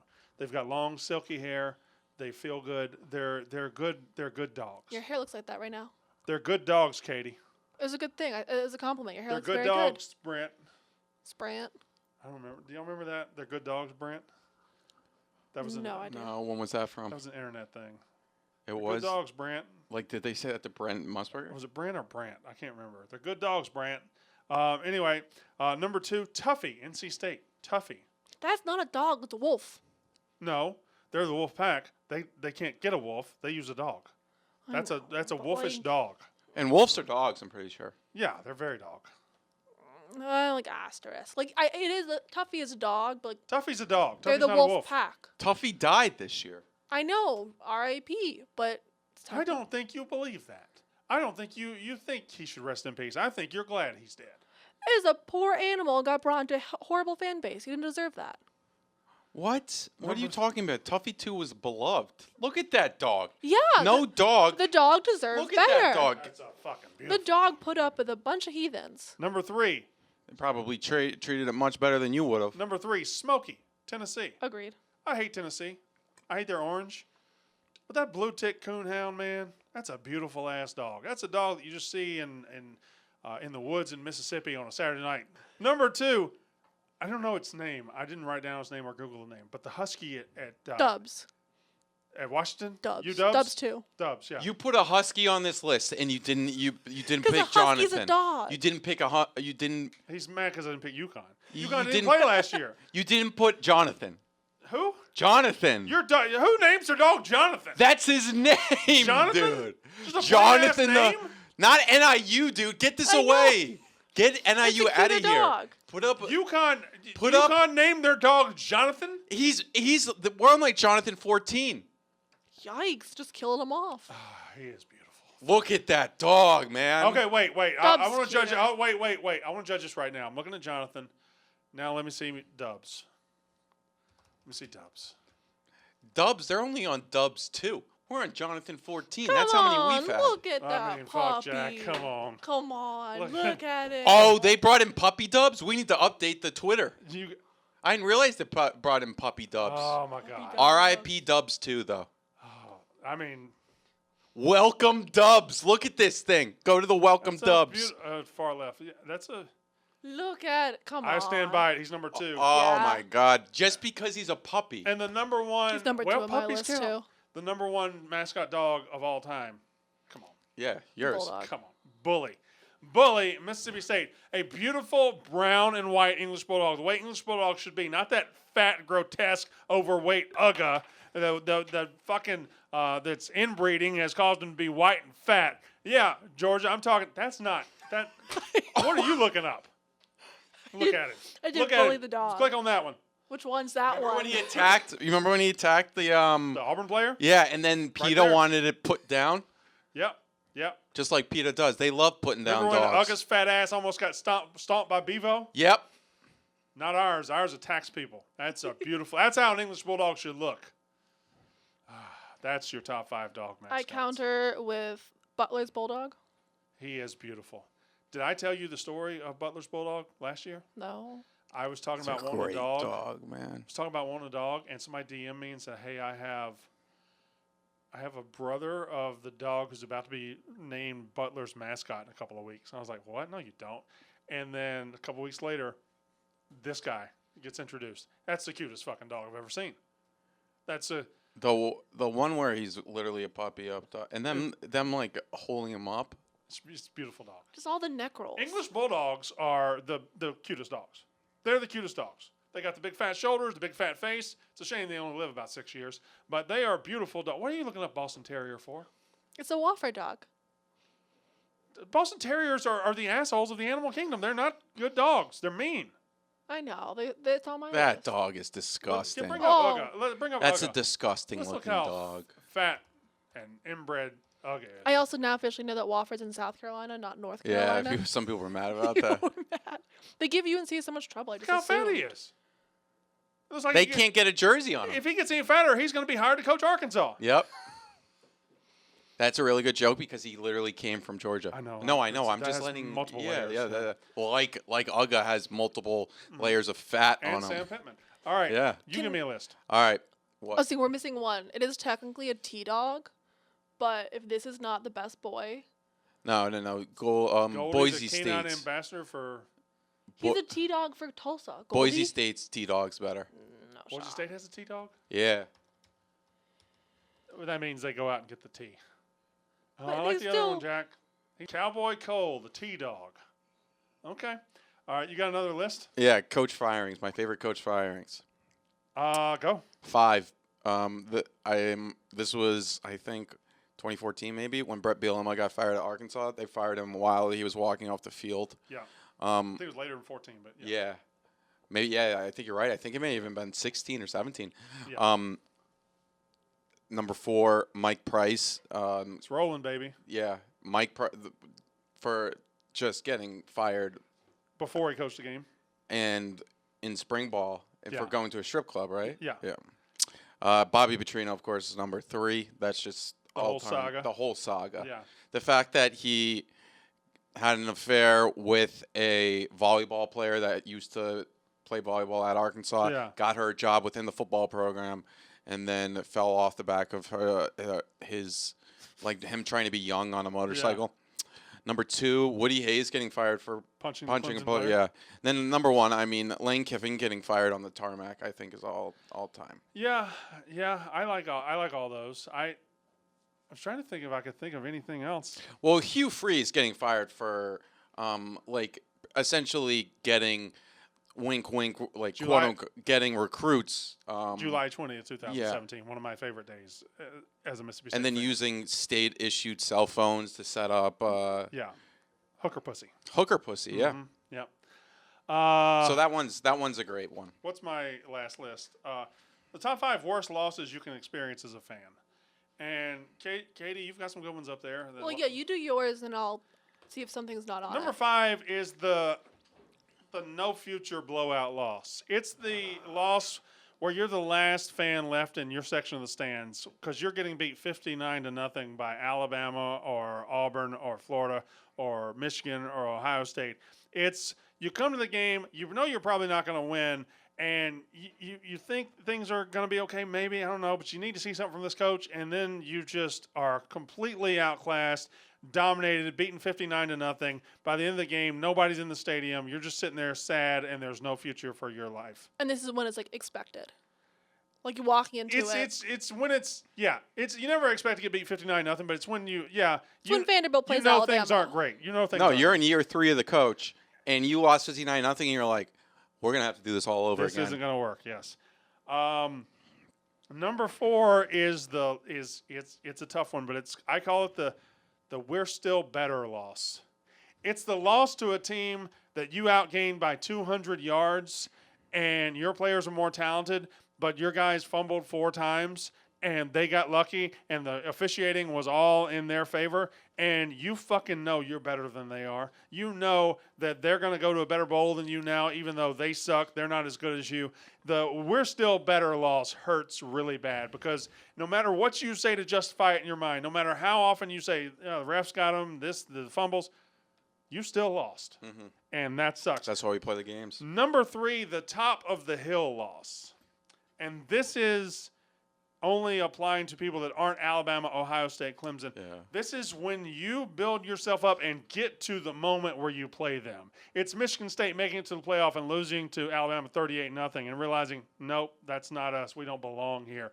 It's Oklahoma getting the playoff every year and getting beat by 30. It's Mississippi State getting to Alabama, number 1 team in the country, 9-0 in 2014 and losing to Alabama. It's getting to the moment, and the moment's bigger than you, and you after that loss you realize, fuck, there's nothing we can really do. They get their fan base gets to enjoy this, but we never will. That sucks. Just stopping the hype train. It's the derailing of the hype train. Yes. Number 2, very simple. It's the loss. It's the pain you feel when you lose to your rival. That's I can't really get into it more than that. That's just losing. If you go 2-2 in November, you lose to Auburn, you lose to Ole Miss. Losing to Ole Miss is just going to sting that much more because and losing to Katie, I don't know who it would be for you. Is it NC State? Is it Duke? It's NC State. For football, I will admit that. Most UNC fans won't. And number 1 is the oh shit reality sets in loss. It's the first loss of a year where you have high expectations. It's when you walk into a season and this is going to be your year and you beat 3 FCS teams, you're 3-0, and you lose. And Katie has it on her list, realizing that this isn't our year loss. Yes, the worst loss I can remember in my life, 2001, Mississippi State came in. We were top 10 preseason. We were going to go to the Rose Bowl. Everything was great. and we lost to South Carolina 16-14 on ESPN. The first game back from September 11th. Okay, yeah. It was on a Thursday night. I remember it the rest of my life. And we were supposed to be the bee's knees that year. We were going to be great. We ended up going 3-8. We fell apart. But losing to South Carolina that night, and a couple years ago, 2018, we lost to Kentucky when we should have been top 10. We had the best defense in the country. We lost to Kentucky, first loss of the year, and it was like, well, everything you planned, everything you dreamed, everything you wanted from this team, you can't do it now because you lost to Kentucky. Reality has set in. And every fan base outside of Clemson, Ohio State, Alabama, they experience pretty much every one of these losses regularly.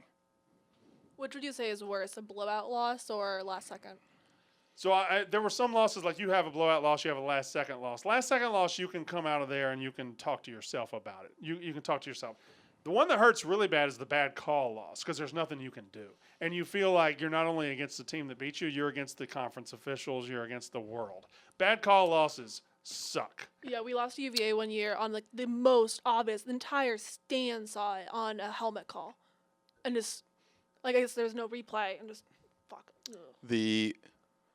I think the one that you don't have up there, you might have kind of said it, is this only happens to certain programs, is oh, holy shit, we'll never be back. Yeah. This is the one I think about the most is Iowa going 12-0 and then almost beating Michigan State to get into the college football playoff. Yeah. And then they let them go on that 22-play, 97-yard drive to beat them. I think every Iowa's fan realized in that moment, this will never happen again for 20. We blew our chance. I think Oregon lost that against Ohio State in 2014 when Oregon had Mariota, and if they don't win this national title, they're probably not going to win a national title. Yeah. It's one of those that like it happens, the loss happens, and you feel like you should have won the game or something like that, and you realize, holy fuck, this is never happening again. And maybe it'll happen in 30 years, but if you tell someone like you'll be back in 30 years, you're not back. You're not. Yeah, it's 2 generations from now. Yeah, you may not be alive. All right. So what have you got? My last list is my favorite scandals in college football history. What are they? So 5. This was probably my second one that I remember was the Ohio State tattoo scandal. Which, by the way, it seems like Jim Tressel's Youngstown State's in a little bit of trouble with NCAA right now. Speaking of the tattoos, number 4, this was the first one I remember, and I was really surprised and confused because it was when Reggie Bush was about to get drafted. Everyone was talking about how like, oh, they're his grandma's house or something. I didn't really understand like why did she get a house from USC. Number 4, USC. 3, this is just more 30 for 30s and the U. Both, like, I would just say their entire time on top was with scandals. Right. 2, Hugh Freeze with the burner phones. Number 1, I think this was the one when I truly understood the SEC, was the poisoning of the trees by Harvey Updike. I think that was when, like, then I was like, okay, I get who Feinbaum is. Yeah. Okay, I get that the entire South listens to this guy, and they call in, and they all, like... I remember that they were talking about softball because I started listening to Feinbaum after I read about Harvey Updike. And I was like, why do these people care so much about softball? And it turned out it was just because, like, well, they're playing other SEC schools, and we better beat them in this because, like, we don't want to lose to Georgia and anything or Auburn. Harvey Updike is a very good answer. That is one that, like... And if I recall correctly, there was a tree doctor that went to the trees and then cried in a press conference because the trees were going to die. You know, like, quite literally cry. You know what I always... and this is... Auburn fans will hate that I say it, but I always thought they're trees. I agree with that. They're trees. You've spent 100 years throwing fucking toilet paper in them. You don't respect the trees. I mean, people were crying to have funerals for these trees. They were really, really sad. It was really, And this wasn't like a living Harvey being. Updike, R.I.P., right? Yeah, R.I.P., yeah. Yeah, so Harvey Updike, the patron saint of just, you take this too seriously, college football fans. And then he told on himself. That was the year with Cam Newton, Scam Newton. Yeah. And he said, and what pushed him over the edge, which was so like this is when I really started to understand what pushed him over the edge was that somebody put a Cam Newton jersey on the Bear Bryant statue. Right. That's what pushed him over the edge. Yeah, he couldn't and take it. then he called up Paul Feinbaum and said, "I'm gonna tell you what I did, Paul. I went down to and told him the exact poison that he used to kill the trees." And this man wasn't a very smart individual, but he found out Yeah. what poison you need, and also the names of his children. Oh, I mean, Alabama. not smart people in the South. They know how to grow gardens and they know how to poison weeds. That is true. I promise you. They know how to kill snakes and ants. I promise you. It was Alabama. I think he named one of his kids Bear after Paul Bear Bryant. The patron I can't saint, believe he reproduced. the patron saint of taking it too serious. Oh, there's female Harvey Updikes down there. Yeah, he probably I mean, reproduced. if you think Harvey Updike is a 1 in a million Alabama fan, you're wrong. No, They're out there. They find each other, brother. They find each other. I don't know if they send out a call from their penis, but it happens. Do you think those people will exist in 30 years? I don't think those people will ever not exist. Yeah, me either. Yeah, I think they'll. I think they will always exist. I think those people exist in every walk of life. I think Twitter has those people about politics now. I think those people exist in every walk of life. It just he went to an extreme that a legendary extreme that we can laugh at. But yeah, that's a very good number one scandal. There might be a few that he's forgetting. I'm sure there are. Yes. Okay. So obviously you're gonna have the Baylor. You're gonna have the Penn State. But that's not my favorite. Like I hated those. Okay, fair. He's anti-rape. Yeah, I fair. hate, Okay, especially of children. Yeah. I forgot it was favorite, not biggest. Oh, that's all right. time. You don't really mind rape of adults. No, I hate rape in general. But if I had to rank them, I hate rape of children more. This is okay. But North Carolina paper classes. Yeah, but, I didn't consider that a football scandal as much as an all sports scandal. No, it was. I think it was a lot of Julius Peppers and It was, but there were football, basketball yeah. players involved too, right? Yeah, the Yeah. basketball players really didn't go to class. I don't consider that a college football scandal. I consider that a North Carolina Yeah. scandal or a Okay. college football or a college sports scandal. Yeah, That's fair. yeah, And plus, the scandal was a lot better than the resolution. Like it just died with a fart. yeah. No Yeah. one get like Nothing happened. Yeah, and it wasn't that funny. Except there was that one paper written by a football player Yeah. that was like the African American history, and it was just like, did my second grade cousin write this about Rosa Parks? I've seen some papers. There's also a few basketball players who was just like this. It's just disgusting. All right, y'all good? Did I miss anything else? No. we There's one got with FSU. to shut her on down, boys. Yeah, we'll shut it down. This was favorite scandals. I wanted to stay away from the more serious stuff. Like the Florida State stuff was like, especially with Jameis. The crab legs thing was funny though. He did several things. He stood up in the middle of fucker the, right in the pussy. Yeah, that the was funny. student union and said "fuck" and thought it was the funniest thing in the Yeah. world. And this was after his rape stuff. And then he went onto the field and warmed up in the jersey after Jimbo suspended him. Yeah. And everyone was like, wait a second, what's going on here? And Jimbo came up to him and was like, hey, Jameis, you're not playing today. And Jameis just went back to the locker room. What a guy. Well, that's the first part of list week. We could do it more. If you guys have other lists that you want us to do, we'll do them next week. We will certainly run into them. Casey will be back. Again, she just had some content she had to take care of. She's going to be back. You feeling good? Everybody good? Yeah. All right, let's shut her on down. That is Unnecessary Roughness.